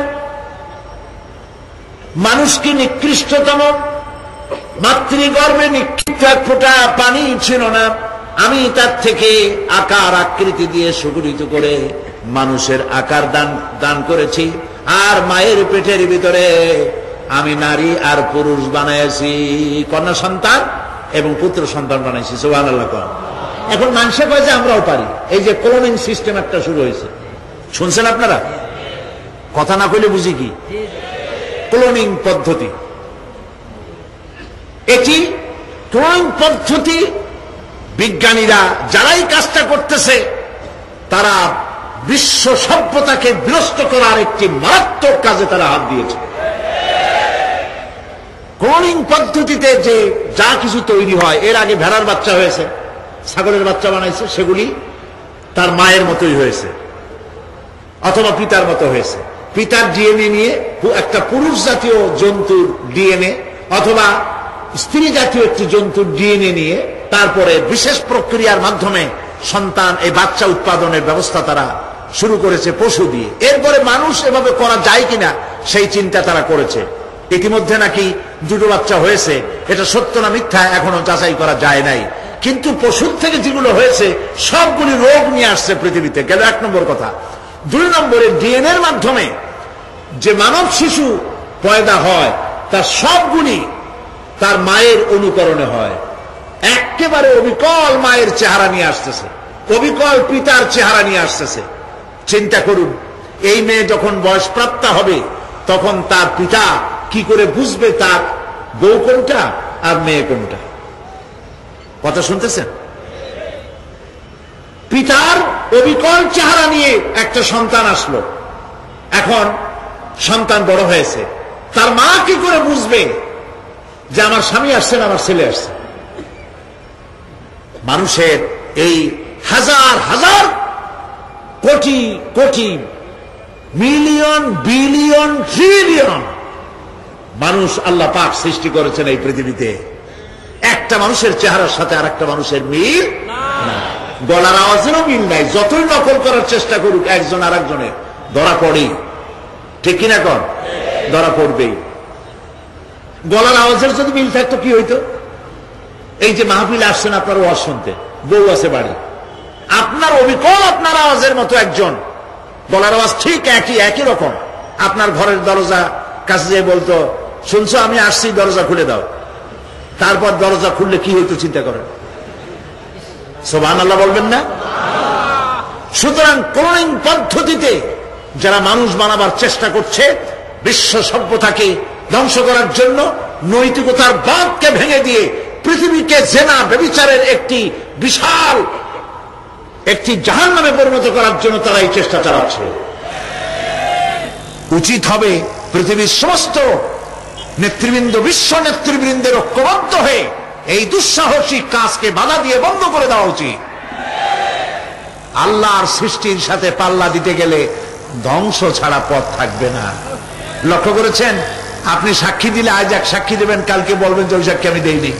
আজকে সই করেছেন, কালকে বলবেন ওই সই আমি করি নাই। কিন্তু আল্লাহ রাব্বুল আলামিন আপনার ফিঙ্গারপ্রিন্ট, আপনার আঙ্গুলের ছাপ এমন করে দিয়েছেন, এই আঙ্গুল দিয়ে যদি কাগজের উপর একটা টিপ মারেন, টিপ সই করেন, আপনার বাবা কবর থেকে উঠে এসেও বলতে পারবে না যেটা আপনার না। আদম আলাইহিস সালাম থেকে নিয়ে আজ পর্যন্ত, আজ থেকে নিয়ে কিয়ামত পর্যন্ত যত মানুষ পৃথিবীতে এসেছে আর আসবে, কোন মানুষের আঙ্গুলের রেখার সঙ্গে আর একজন আঙ্গুলের রেখার মিল হবে না। এ হচ্ছে আমার আল্লাহর সৃষ্টি, সুবহানাল্লাহ। সুতরাং তিনি বলছেন, আমি মাতৃগর্ভের ভিতরে সন্তান তৈরি করি, সেই সন্তানকে কোনটা কন্যা সন্তান, কোনটা পুত্র সন্তান আমি বানাই। এই কাজটা যিনি পারেন, এবার দেখেন সামনে কি বলতেছেন আল্লাহ, এই কাজটি যিনি করতেছেন, আলাইসা যালিকা বিকাদিরিন আলা আইয়ুহিয়াল মাউতা, এত বড় কাজ যিনি সম্পাদন করেছেন, এক ফোঁটা নাপাক পানি, এক ফোঁটা নিকৃষ্ট গান্দা পানি যা শরীর থেকে নির্গত হলে পরে গোসল ফরজ হয়ে যায়, এমন এক ফোঁটা পানি দিয়ে তোমার জন্মের উৎপত্তি করেছি, আকার দিলাম, হাত দিলাম, পাও দিলাম, চোখ দিলাম, সুন্দর করে বানালাম, তারপরে পৃথিবীতে পাঠালাম। এরপরে তুমি কি করে মনে করতে পারো যে সেই আল্লাহ তোমার মৃত্যুর পরে আবার চিন্তা করতে পারবে না? আলাইসা যালিক, আল্লাহ পাক কি তোমাকে মৃত্যুর পরে আলাইসা যালিকা বিকাদিরিন, আল্লাহ পাকের পক্ষে এটা কি সম্ভব নয় যে তোমার মৃত্যুর পরে আল্লাহ আবার চিন্তা করবেন? বলেন অবশ্যই পারবেন, বলেন অবশ্যই পারবেন। প্রিয় ভাই সব, আল্লাহ পাক এরপরে বলছেন, ইয়া আইয়ুহান নাসু ইন কুনতুম ফি রাইবিম মিনাল বা'সি ফাইন্না খালাকনাকুম মিন তুরাব। হে মানব সকল, যদি সন্দেহ হয় যে আমি তোমাদের পরকাল সম্পর্কে যদি, পুনরুত্থান সম্পর্কে যদি তোমাদের সন্দেহ হয়, জানা থাকা উচিত আমি তোমাদেরকে মাটি দিয়ে সৃষ্টি করেছি, মাটির উপকরণ দিয়ে সৃষ্টি করেছি। এই মাটির সাথে মিশে যাবা, আবার উঠানো হবে। মাটিতে কবরের মধ্যে মুর্দা রাখার সময় কি বলি আমরা? মিনহা খালাকনাকুম ওয়া ফিহা নুঈদুকুম। পড়েন সবাই, মিনহা خلقناكم وفيها نعيدكم ومنها نخرجكم تارة أخرى।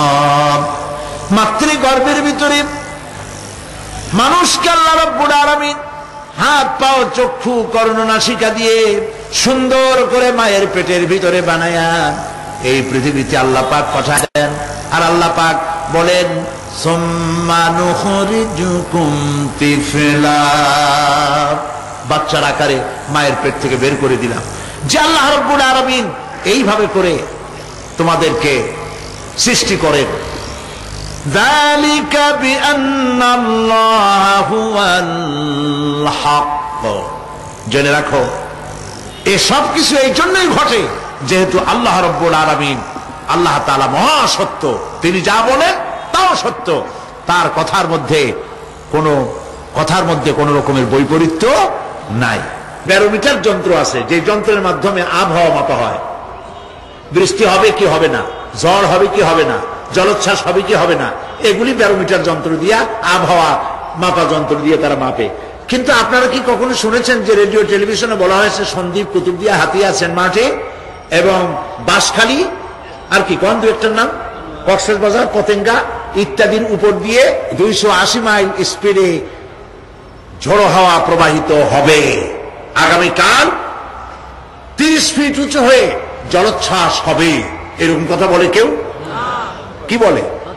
হইতে পারে, হইতে পারে, বজ্র সহ বৃষ্টিপাত হতে পারে। এবার কোরআন শরীফ দেখুন তো, কোরআন শরীফে কোথাও আছে পরকাল হইলেও হইতে পারে, কবর আযাব এটাও হয়তো হইতে পারে, জান্নাত আর জাহান্নাম থাকতেও পারে। এরকম কথা আছে? সব কথা ডাইরেক্ট, কোন কথার ভিতরে কোন রকমের বৈপরীত্য নাই। আল্লাহ রাব্বুল আলামিন বলেছেন ইযাস সামাউ ফাতারাত, আকাশ সমূহ যখন বিদীর্ণ হয়ে যাবে, ওয়াইদাল কাওয়াকিবু তাতারাত, আর যখন তারকা সমূহ বিক্ষিপ্ত হয়ে পড়বে, ওয়াইদাল কুবুরু বুসিরাত, আর যখন কবরের ভিতরে যা কিছু আছে সব উদ্গীরণ করে দেওয়া হবে। সমস্ত কথাগুলি ডাইরেক্ট। যালিকা বিআন্নাল্লাহা হুয়াল হক, যেহেতু আল্লাহ মহাসত্য। ওয়া মান আসদাকু মিনাল্লাহি কিলা, আর আল্লাহ চাইতে সত্যবাদী আর কে আছে? বলেন আছে কেউ? সে আল্লাহ রাব্বুল আলামিন বলেন এত কিছু কাজ, এত সুন্দর ব্যবস্থাপনা করে যিনি করেন, ওয়া আন্নাহু ইউহিল মাউতা ওয়া আন্নাহু আলা কুল্লি শাইইন কাদির। সে আল্লাহ রাব্বুল আলামিন তোমাদেরকে তোমাদের মৃত্যুর পরে আবার জিন্দা করবেন, এতে সন্দেহ করার কোনো কারণ নাই। وأن الساعة آتية لا ريب فيها وأن الله يبعث من في القبور। আল্লাহ পাক বলছেন অবশ্যই কিয়ামত আসবে, তাকে কেউ বিন্দুমাত্র এতে কোনো সন্দেহ নাই। আর وأن الله يبعث من في القبور, আর আল্লাহ পাক অবশ্যই কবরে যা কিছু আছে সব বের করে নিয়ে আসবেন। কান্নাহুম জারাদুন মুনতাশির, যেমন আপনারা দেখছেন কিনা এই যে যখন বন্যা বলে, পানি টানি যখন ওঠে, বন্যা না কি বলে, তুফান, বন্যা ইত্যাদি যখন হওয়ার সম্ভাবনা হয়, তখন মাটি থেকে, গ্রাম্য পরিবেশে দেখা যায় মাটি থেকে পোকামাকড় গুলি এভাবে উঠতে থাকে। দেখছেন না? আপনারা দেখছেন কিনা? পাখাওয়ালা পিঁপড়াগুলি এইভাবে সব উঠতে থাকে। কান্নাহুম জারাদুন মুনতাশির, এইভাবে করে পোকামাকড় পতঙ্গগুলি যেভাবে মাটি থেকে উদ্গত হতে থাকে, সমস্ত খবরগুলি থেকে মানুষগুলি এভাবে উদ্গত হয়ে যাবে। তবে হ্যাঁ, আপনারা একটা প্রশ্ন করতে পারেন যে কবর দিয়ে সব উঠবে, কিন্তু যে মানুষের বাগে খাইছে তার কি হবে? যে মানুষ আগুনে পড়ে গেছে তার কি হবে, যে নদীর মধ্যে ডুবে গেছে তার কি হবে, যে কুমিরের পেটে চলে গেছে তার কি হবে? এরকম একটা প্রশ্ন আপনারা করতে পারেন। কবর কাকে বলে সেটা আমাদের জানতে হবে। কবর শুধু মাটির গর্তটাকেই কবর বলা হয় না, এটি আলমে বারজাখ, এটি পর্দা, এটা জবনিকা। মৃত্যুর পরের জীবনটাই হলো আলমে আখিরাত পর্যন্ত যাইতে যে জীবনটা লাগে, যে একটি সময় আছে, এই সময়টার নামটাই হলো কবর। সেটা গর্তের মধ্যে হইতে পারে, মাটির মধ্যে, সেটা বাঘের পেটে হতে পারে, সেটা কুমিরের পেটে হতে পারে, সেটা পানিতে পৌঁছে যেতে পারে, এটা কোনো বিষয় না। আল্লাহ পাক উঠাতে চাইবেন এবং সমস্ত কিছুকে কিয়ামতের দিন আল্লাহ রাব্বুল আলামিন তার দরবারে হাজির করবে। তাহলে আমরা বুঝতে পারলাম যে কিয়ামত যে হবে এই ব্যাপারে কোনো সন্দেহের অবকাশ না। এখন ওই কিয়ামতের দিন আল্লাহ রাব্বুল আলামিন আমাদের বিচার নেবেন, হিসাব করবেন। দুনিয়ায় যে পরীক্ষা দিয়েছিলাম, এই পরীক্ষায় যদি কেউ একবার ফেল করেন, আর একবার পরীক্ষা দিয়ে পাস করার সুযোগ আছে, আরো একবার যদি ফেল করে আবার পরীক্ষা দিয়ে পাস করার সুযোগ আছে। 10 বার পরীক্ষা দিবেন, 10 বার ফেল করবেন, 100 বার পরীক্ষা দিবেন, 100 বার ফেল করবেন, তারপরেও আবার পরীক্ষা দেওয়ার সুযোগ আছে। কিন্তু কিয়ামতের ময়দানে যদি কোনো মানুষ তার জীবনের পরীক্ষায় যদি ফেল করে, দ্বিতীয়বার পরীক্ষা দিয়া পাস করার আর কোনো সুযোগ নাই। এই পৃথিবীতে জজ কোর্টে কেউ হেরে গেল, হাইকোর্টে আপিল করার সুযোগ আছে। হাইকোর্টে যদি হেরে যায়, সুপ্রিম কোর্টে কেস করে জেতার সুযোগ আছে, আপিল করার সুযোগ আছে। সুপ্রিম কোর্টেও হেরে গেল, প্রেসিডেন্টের কাছে জীবন ভিক্ষা চাওয়া যাইতে পারে। কিন্তু কিয়ামতে আখিরাতে আদালতে ওই জায়গায় মানুষ যদি একবার তার জীবনের মামলায় হেরে যায়, দ্বিতীয়বার আপিল করার আর কোনো জায়গা নাই। কঠিন জায়গা, সেই জায়গা হবে এবং সেখানে সবাইকে উঠতেই হবে। সুতরাং এই যে প্রশ্ন করা হয় যে এই কিয়ামত কবে হবে, এটা বিশ্বাস করি না, হ্যান ত্যান ইত্যাদি, মরলে আবার জিন্দা করবে কে, এইসব প্রশ্নের কোনো দাম নাই। আল্লাহ পাক এই ব্যাপারে আরেকটি কথা বলছেন, ইয়াসআলুনাকা কাআন্নাকা হাফিজুন আনহা কুল ইন্নামা ইলমুহা ইনদাল্লাহ ولكن أكثر الناس لا يعلمون। হে নবী, এরা আপনার কাছে এই প্রশ্নটা করে এইভাবে যে কিয়ামত কবে আসবে, মনে হয় যেন আপনি এটা জানেন। এই ইলম কিয়ামত কবে হবে মনে হয় যেন আপনি এটা জানেন, সেই জন্য তারা এই প্রশ্নটা করছে। আসলে কুল ইন্নামা ইলমুহা ইনদাল্লাহ, কিয়ামত কবে হবে এটা কে জানেন?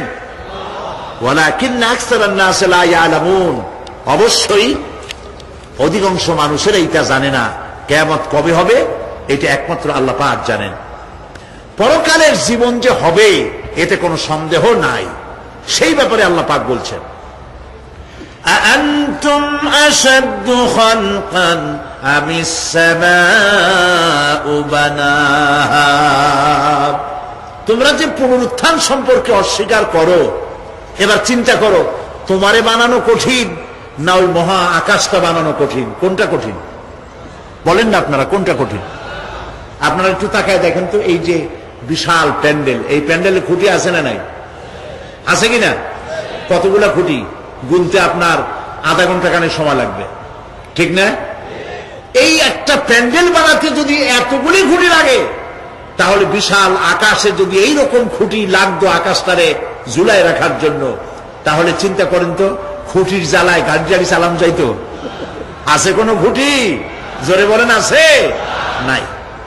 ওই আকাশটাকে আল্লাহ পাক বলছেন, আনতুম আশাদ্দু খালকান আমিস সামাউ বানাহা, তোমারে বানানো কঠিন না ওই বিশাল আকাশ বানানো কঠিন? কোনটা কঠিন ছিল? তো ওই আকাশটা বানানোই তো আল্লাহ পাকের কাছে সহজ হয়ে গেছে। তাহলে তোমারে একবার বানাইয়া যে একবার বানাতে পেরেছেন তিনি আবার চিন্তা করতে পারবেন না, এই চিন্তা কেন করো? আল্লাহ রাব্বুল আলামিন কোরআনে কারীমের ভিতরে পরিষ্কার করে বলেছেন, ওরা বলে, কাফের বেঈমানেরা বলে, ক্বালা মান ইউহয়িল ইযামা ওয়া হিয়া রামীম, আমাদের হাড় গোড় যখন পচে যাবে, গলে যাবে, কে আমাদের জিন্দা করবে? জবাবে আল্লাহ পাক বলেন, হে নবী আপনি বলুন, কুল ইউহয়িয়াল্লাযী আনশাহা আউওয়ালা মাররা, আপনি বলে দিন যে আল্লাহ রাব্বুল আলামিন একবার তোমাকে সৃষ্টি করেছেন, প্রথমবার যিনি সৃষ্টি করেছেন, দ্বিতীয়বার মৃত্যুর পরে আবার তিনি জিন্দা করবেন। কেন বিশ্বাস করো না? সুতরাং এই যে আল্লাহ পাক মানুষকে জীবন দিয়েছেন, এই জীবনের পরে মৃত্যু, মৃত্যুর পরে আবার আমাদের সকলকে উঠতে হবে এবং আল্লাহ পাকের দরবারে আমাদেরকে উপস্থিত হতে হবে। এই কথাগুলি যারা অস্বীকার করে, পরকাল যারা মানে না, তাদের সম্পর্কে আল্লাহ পাক বলছেন, ওয়াল্লাযীনা কাযযাবু বিআয়াতিনা ওয়া লিকাইল আখিরাতি হাবিতাত আমালুহুম, আল্লাহ পাক বলেন যারা পরকালকে অস্বীকার করেছে, আখিরাত যারা মানে না, তাদের জিন্দেগীর সকল আমলগুলিকে আল্লাহ পাক বরবাদ করে দিবেন। পরকালের বিশ্বাসের উপরে ভিত্তি করেই মানুষের চরিত্র ভালো হইতে বলেন পারে। একটা দৃষ্টান্ত দেই, একটা দৃষ্টান্ত। এই যে যারা চুরি করে, ডাকাতি করে, সন্ত্রাস করে মানুষ মারে, এখন তো আল্লাহর রহমতে সন্ত্রাস বন্ধ হয়েছে, হয় নাই? হয়েছে কিনা? সন্ত্রাস বন্ধ হয়েছে, আলহামদুলিল্লাহ বলে। এই সন্ত্রাসগুলি করে কি জন্যে? এদের ধারণা নাই যে আল্লাহ পাক আমাদেরকে উঠাইতে পারবে, আমাদের মৃত্যু হবে, পরকালের চিন্তা নাই বলেই তারা এই কাজটা করে। চাঁদাবাজি, মাস্তানি, কে আপনাকে ঠেকাবে? পুলিশের ভয় আপনি ঘুষ নিবেন না, পুলিশে দেখে ফেলবে। অথবা কোন পুলিশ মনে করলো যে আমার ঊর্ধ্বতন অফিসার তো দেখেন আমি ঘুষ নেই। এরা যাতে অন্যায় না করে, অফিসাররা, গভর্নমেন্টের লোকেরা অন্যায় না করে, জনগণ অন্যায় না করে, সেই জন্য এন্টি করাপশন ডিপার্টমেন্ট রাখা হয়েছে, দুর্নীতি দমন বিভাগ। দুর্নীতি যাতে না করে সেই জন্য দুর্নীতি দমন বিভাগ। দুর্নীতি দমন বিভাগ যেন দুর্নীতি না করে সেজন্য এন্টি করাপশন। এখন দুর্নীতি যাতে না হয়, ওই দমন বিভাগের দুর্নীতি বন্ধ করার জন্য যারে বানানো হলো, তারাও যাতে আবার দুর্নীতি না করে সেই জন্য এন্টি করাপশন। কত এন্টি বানাবেন? কোন শিখাইতে পারবেন না, ঠেকাতে পারবেন না। পুলিশ দিয়া, বিডিআর দিয়া, আর্মি দিয়া পিটাইয়া, ঠেঙ্গাইয়া, মাইরের স্রোতে লুড়া বানাইয়াও মানুষের চরিত্র ভালো বানাইতে পারবেন না। মানুষের চরিত্র কেমনে ভালো বানানো হবে? 5 কোটি টাকা বলে যে হুজুর অমুক অফিসার খুব ভালো, টাকা পয়সা খায় না। আরে ভাই, কত খায় না তাই কর, কদ্দুর হইলে খায়, এরকম লোক আছে। তবে হ্যাঁ, আল্লাহর মেহেরবানি ভালো অফিসারও আছে, আলহামদুলিল্লাহ বলে। আমাদের দেশে ভালো অফিসার, জোরে কন আলহামদুলিল্লাহ বলে। সেই জন্য রাতের আধারে কোটি কোটি টাকার অফার আসছে, কেউ দেখে না। এইখান থেকে, এই টাকার খাওয়া থেকে, অথবা জেনা করা থেকে, অথবা মদ পান করা থেকে গোল্ডেন অপরচুনিটি, সুযোগ আসছে। জেনা করা যায়, মদ খাওয়া যায়, টাকা নেওয়া যায়, অবৈধ টাকা। এই অপরাধ থেকে বাঁচাতে পারে একমাত্র পরকালের জবাবদেহিতা, আখিরাতের ভয়। আল্লাহর কাছে আমাকে জবাবদিহি করতে হবে, এই ভয় ছাড়া আর কোনো কিছুই মানুষের এই বিপদ থেকে মানুষের চরিত্র ভালো বানাইতে পারে না। মানুষের চরিত্র ভালো বানাবার জন্য এটাই হচ্ছে একমাত্র পথ। সেই জন্য আল্লাহ পাক আখিরাতের জীবন রেখেছেন, উঠতে সেখানে হবেই। এই পৃথিবীতে একবার যখন আসছি, আমাদেরকে জিন্দা আল্লাহ করবে এবং সমস্ত কথাগুলির জবাব আল্লাহর কাছে দিতে হবে। পরকালের ব্যাপারে আল্লাহ পাক একটা ঐতিহাসিক যুক্তি দিয়েছেন, অনেক যুক্তি কোরআনে কারিমে দিয়েছে। আরেকটি যুক্তি আপনারা শোনেন, একেবারে ঐতিহাসিক যুক্তি। আল্লাহ পাক বলছেন, মহান আল্লাহ তাআলা আখিরাতের বাস্তবতা সম্পর্কে একদিকে যেমন তারা সৃষ্টির কলা কৌশল সম্পর্কে বলেছেন, আর একদিকে মানুষকে চিন্তা ভাবনা করতে বলেছেন। চিন্তা ভাবনা করে দেখো, কালের সাক্ষী, কালের পুঞ্জীভূত সাক্ষী গ্রহণ করো, দেখো যে পরকাল হবে কিনা, এই আল্লাহ পাক কিয়ামতে তোমাদেরকে উঠাতে সক্ষম কিনা। আল্লাহ রাব্বুল আলামিন বলেন ওয়াত্তুর ওয়া কিতাবিম মাসতুর ফি রাক্কিম মানশুর ওয়াল বাইতিল মা'মুর ওয়াস সাকফিল মারফু' ওয়াল বাহরিল মাসজুর ইন্না আযাবা রাব্বিকা লাওয়াকি' মা লাহু মিন দাফি'। সূরা তুর। আল্লাহ পাক বলছেন তুর পাহাড়ের শপথ, তুর পাহাড়ের শপথ, সেই প্রকাশ্য পবিত্র গ্রন্থের শপথ যা লিপিবদ্ধ রয়েছে মসৃণ ঝিল্লিতে, চর্ম ঝিল্লিতে লিপিবদ্ধ রয়েছে। আরো শপথ বাইতুল মামুরের, আরো শপথ সুউচ্চ আকাশের, আরো শপথ উচ্ছ্বাসিত তরঙ্গায়িত সমুদ্রে। নিশ্চয়ই সেই আযাব আসবে, আযাব মানে কিয়ামত, সেই পরকাল অবশ্যই আসবে। মা লাহু মিন দাফি', এই শাস্তি থেকে, এই কিয়ামত আসা থেকে, এই কিয়ামত সংগঠিত হওয়া থেকে রোধ করার মতো ক্ষমতা কারো নাই। সুবহানাল্লাহ। এখন আল্লাহ পাক তুর পাহাড়ের কসম করছেন। তুর পর্বত হচ্ছে সেই পর্বতের কথাই ধরা যাক, যেখানে একটি ঐতিহাসিক পর্বত, হযরত মূসা আলাইহিস সালামকে আল্লাহ রাব্বুল আলামিন যেখানে নবুয়তের শিরস্থান পড়িয়ে দিয়েছিলেন, তুর পাহাড়ের ভিতরে। অতুর সিনিন, তুর পাহাড়ের কসম আল্লাহ পাক বলছেন। এবং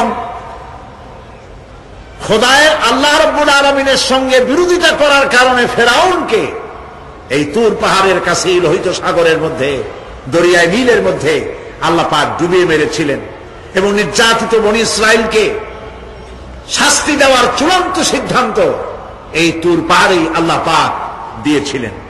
আল্লাহ বলছেন আমি সেই তুর পাহাড়ের কসম করি।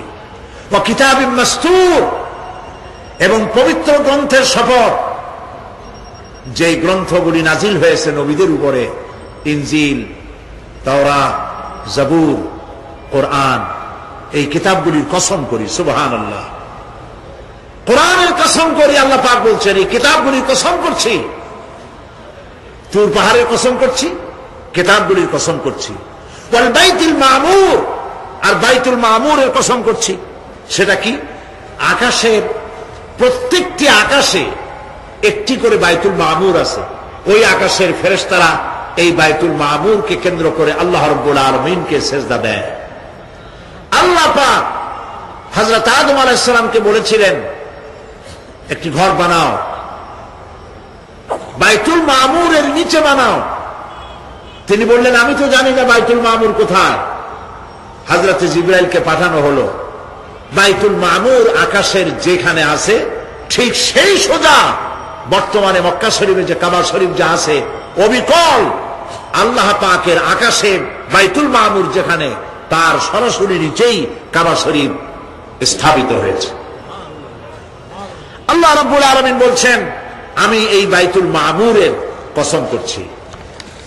এরপরে আল্লাহ পাক বলছেন যে ফেরেশতারা যে বাইতুল মামুরকে তাওয়াফ করে এবং আল্লাহ পাকের ইবাদত করে, সেই বাইতুল মামুরের কসম।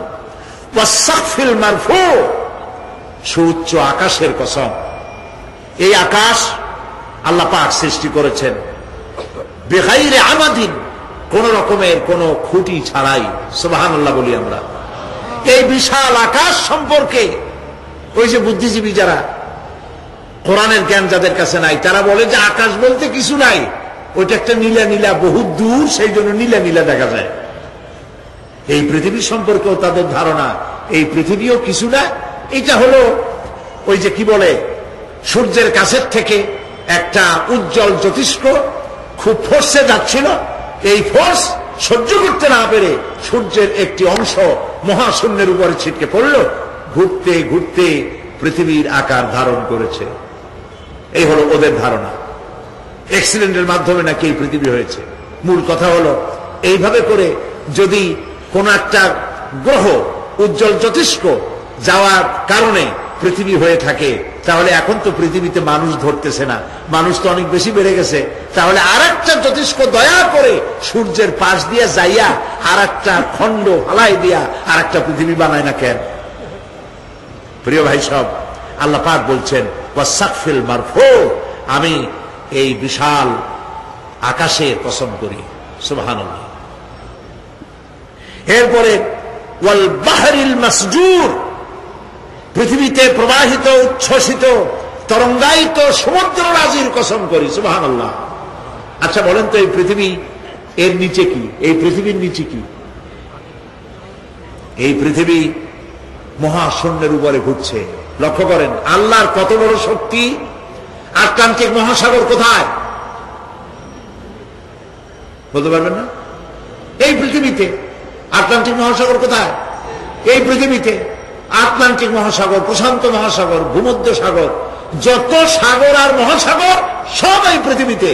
এই পৃথিবী অসংখ্য পাহাড়, অসংখ্য সমুদ্র আর অসংখ্য মানবরাজি নিয়ে লাটিমের মতো ঘুরতেছে। সুবহানাল্লাহ। মহাশূন্যের উপরে, মহাশূন্যের উপরে লাটিম যেমন ঘোরে, পৃথিবী তেমন ঘোরে, অথচ মানুষগুলো ছিটকে পড়ে যায় না, পানিগুলি উড়ে কোথাও পড়ে যায় না। সুবহানাল্লাহ বলতে ইচ্ছে করে না। আল্লাহ রাব্বুল আলামিন সূরা ইয়াসিনের মধ্যে বলেছেন লাশ-শামসু ইয়ানবাগি লাহা আন তুদরিকাল কমারা ওয়ালাল লাইলু সাবিকুন নাহার ওয়া কুল্লুন ফি ফালাকিন ইয়াসবাহুন। সূর্য চন্দ্রের অধিকার নষ্ট করতে পারে না। রাত দুপুরের সময় সূর্য উঠবে না, দিনের দুপুর বেলায় চন্দ্র উদিত হয়ে সূর্যের আলোকে নিষ্প্রভ করতে পারে না। চন্দ্র সূর্যের আগে যেতে পারে না, সূর্য চন্দ্রের আগে যেতে পারে না। কারো গায়ে কারো ধাক্কা লাগে না। অসংখ্য তারকারাজি উড়ে বেড়াতেছে, কারো সাথে কারো কোনো ধাক্কা নাই, কোনো সংঘর্ষ নাই।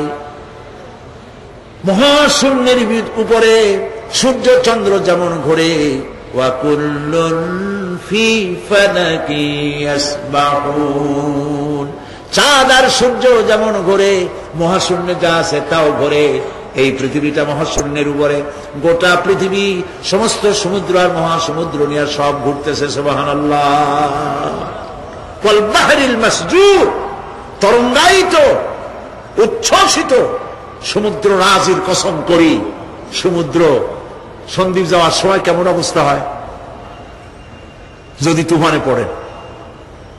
দাল্লা মান তাদউনা ইল্লা ইয়াহু, সকলের কথা মানুষ ভুলে যায়। মৌজুন কাল জিবাল, পাহাড়ের মতো যখন ঢেউগুলো আসতে থাকে সবাই সব ভুলে যায়, তখন মনে পড়ে শুধু আল্লাহ। কি মনে পড়ে? আল্লাহ কত বড়। সমুদ্রের কাছে যাই দেখেন। সুবহানাল্লাহ। এই বিশাল বিশাল সমুদ্র রাজির কসম করছি। এতগুলি কসম করে আল্লাহ পাক কোরআনে কারীমের মধ্যে বলছেন, দেখো এই সব জিনিসগুলি আমি সৃষ্টি করেছি, আর এই জিনিসগুলির কসম করে বলছি সেই পরকাল অবশ্যই অনুষ্ঠিত হবে, সেই আযাব আসবে। কেউ এই পরকাল অনুষ্ঠিত হওয়া থেকে কেউ ফিরাইয়া রাখতে পারবে না। এখন তোমরা প্রশ্ন করতেছো আল্লাযী ফীহি আল্লাযী হুম ফীহি মুখতালিফুন, এই ব্যাপারে তোমরা ইখতিলাফ করতেছো, মতবিরোধ করতেছো, ঠাট্টা করতেছো, বিদ্রূপ করতেছো। কাল্লা সায়ালামুন, অবশ্যই তোমরা জানতে পারবে।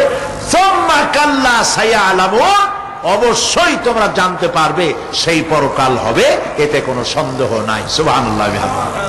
এখন ওই পরকাল কিভাবে হবে, কেমনে অনুষ্ঠিত হবে, সে কথাগুলি আমি আগামীকাল আপনাদের সামনে আলোচনা করব ইনশাআল্লাহ। দাঁড়ানো ভাইরা একটু বসেন, দাঁড়ানো যত ভাইরা আছেন মেহেরবানি করে সবাই বসেন, আর একটু জিকির করেন লা ইলাহা ইল্লাল্লাহ, লা ইলাহা ইল্লাল্লাহ, জোরে পড়েন লা ইলাহা ইল্লাল্লাহ।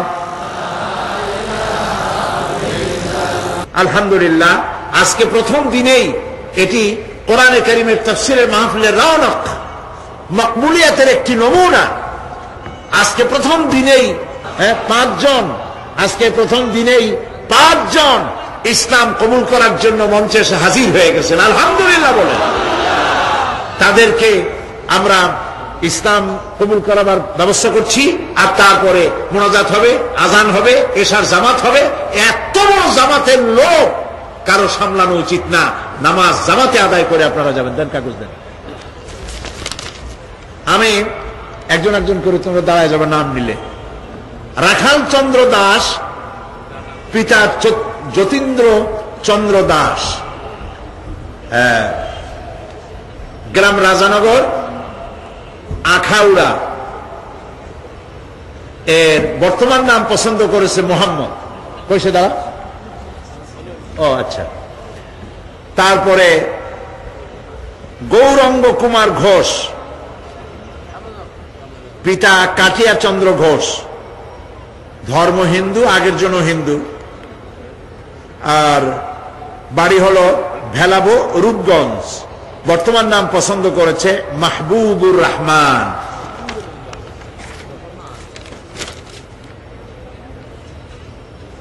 আরেকজনের নাম শ্রী নিখিল চন্দ্র রায়, পিতা শ্রী অবিনাশ চন্দ্র রায়, হিন্দু, বাড়ি দক্ষিণ গোসাইপুর, কোতোয়ালি, চট্টগ্রাম। নাম পছন্দ করেছে মোহাম্মদ ওমর ফারুক।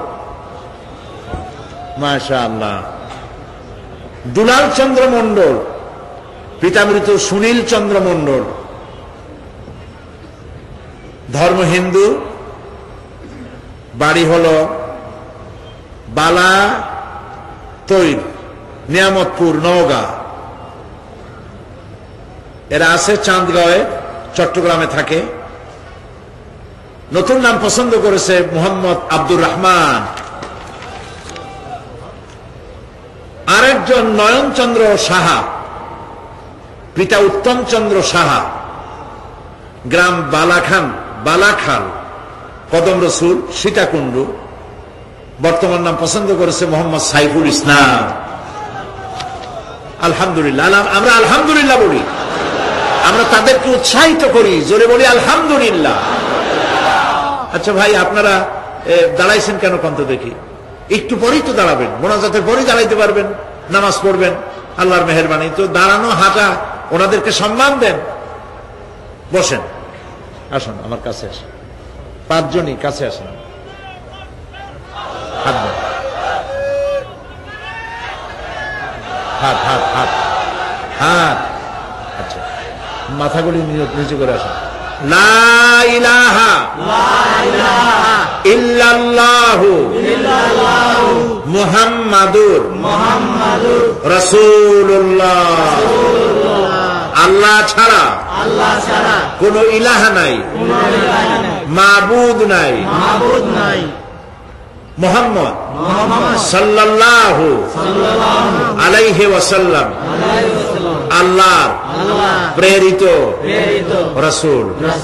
আশহাদু আন লা ইলাহা ইল্লাল্লাহু ওয়াহদাহু লা শারীকা লাহু ওয়া আশহাদু আন্না মুহাম্মাদান আবদুহু ওয়া রাসূলুহু।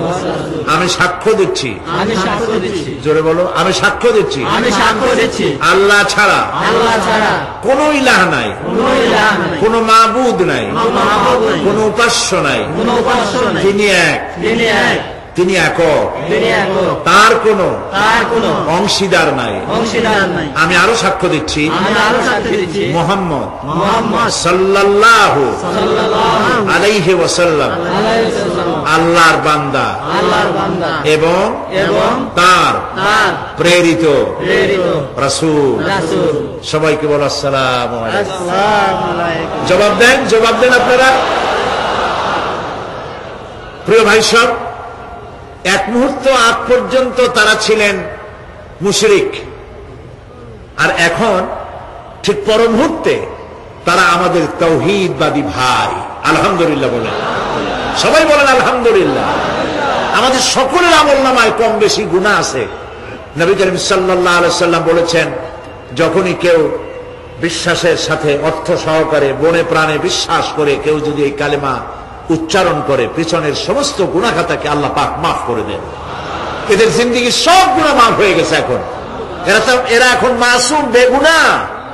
আমি আল্লাহ পাকের এই বেগুনাহ মাসুম বান্দাদের সাথে আলিঙ্গন করছি।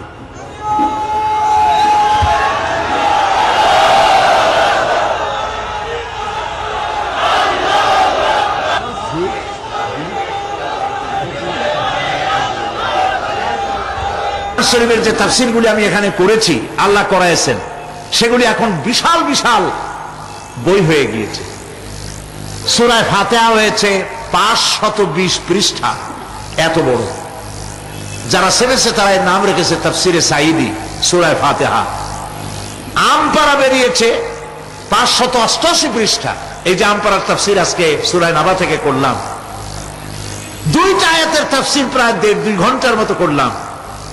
এই পুরা তাফসীর আমরা যদি জানতে পারি, জীবন সুন্দর হবে। আমপারা তাফসীরে সাঈদী এবং সূরা আসর এখানে করেছিলাম 5 দিন। সেই 5 দিনের তাফসীর 488 পৃষ্ঠা সূরা আসর।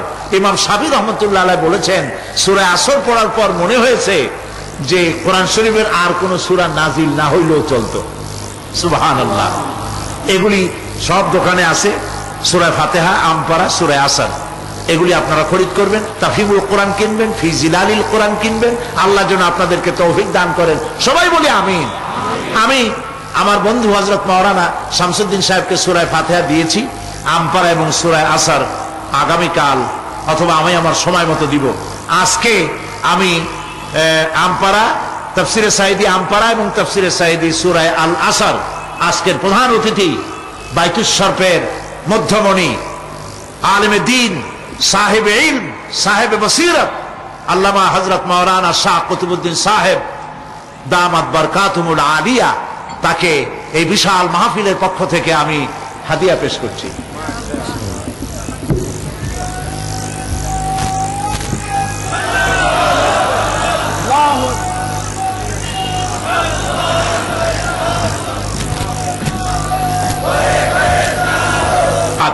আমরা নামাজ আদায় করব, ইশার নামাজ ইনশাআল্লাহ। আল্লাহুম্মা আমিন। রব্বানা লা তুযিগ কুলুবানা বা'দা ইয হাদাইতানা ওয়া হাব লানা মিন লাদুনকা রাহমাতান ইন্নাকা আনতাল ওয়াহ্হাব। হায় আল্লাহ তাআলা, লাখো জনতা আজকের এই প্রথম দিনেই আল্লাহ তাআলা কোরআনের এই মাহফিলে দীর্ঘক্ষণ ধরে তোমার কোরআনের কথা শুনে তোমার দরবারে হাত তুলেছি।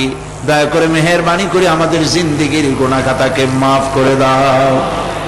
আমাদের মা বাপ মুরব্বিয়ান যারা কবরে চলে গেছে, আল্লাহ তাআলা কবরগুলিকে জান্নাতের টুকরায় পরিণত করে দাও। রব্বির হামহুমা কামা রব্বায়ানি সগীরা। পড়েন সবাই, রব্বির হামহুমা কামা রব্বায়ানি সগীরা। আয় আল্লাহ তাআলা, আমাদের এই বিবি বাল বাচ্চা যা দান করেছো সবগুলিকে দিনদার বানাও, ইমানদার বানাও, নামাজি বানাও, পরেজগার বানাইয়া দাও।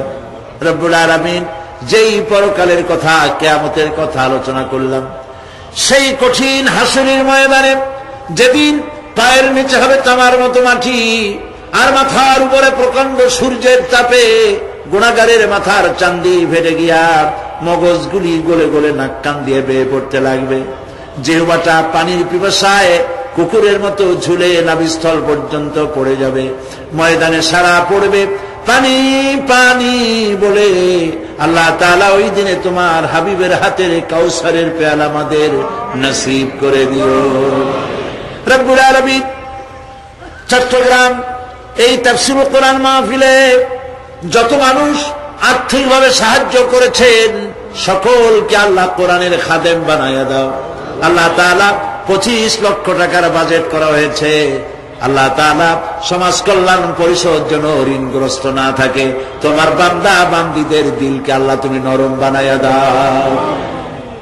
রব্বুল আলামিন, সারা পৃথিবীতে মুসলমানদের বড় দুর্দিন যেতেছে। মাবুদ, তুমি দয়া করে মুসলমানদের প্রতি হেফাজত করো, মুসলমানদের রহম করো। আয় আল্লাহ তাআলা, আয় আল্লাহ তাআলা, তুমি দয়া করে মেহেরবানি করে আমাদের মুসলমানদের উপরে তুমি গুসা করো না, আমাদেরকে তুমি মাফ করে দাও।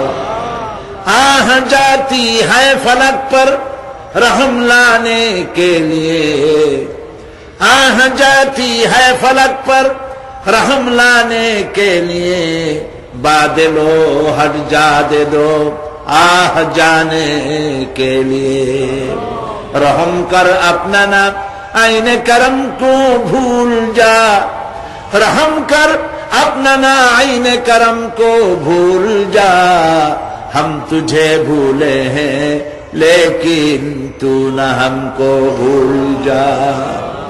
রব্বুল আলামিন, মা বোনেরা কষ্ট করে মাহফিলে এসেছেন, আল্লাহ তাআলা মা বোনদেরকে এমন আমল করার তৌফিক দাও যাতে করে কিয়ামতের দিন হযরত আয়েশা, হযরত খাদিজার সঙ্গে হাসর নসিব হয়ে যায়। রব্বুল আলামিন, এই মাহফিল বাকি 4 দিন তোমার কুদরতি নিজাম দিয়ে আল্লাহ তুমি পরিচালিত করে দিও। সারা বাংলাদেশের মানুষ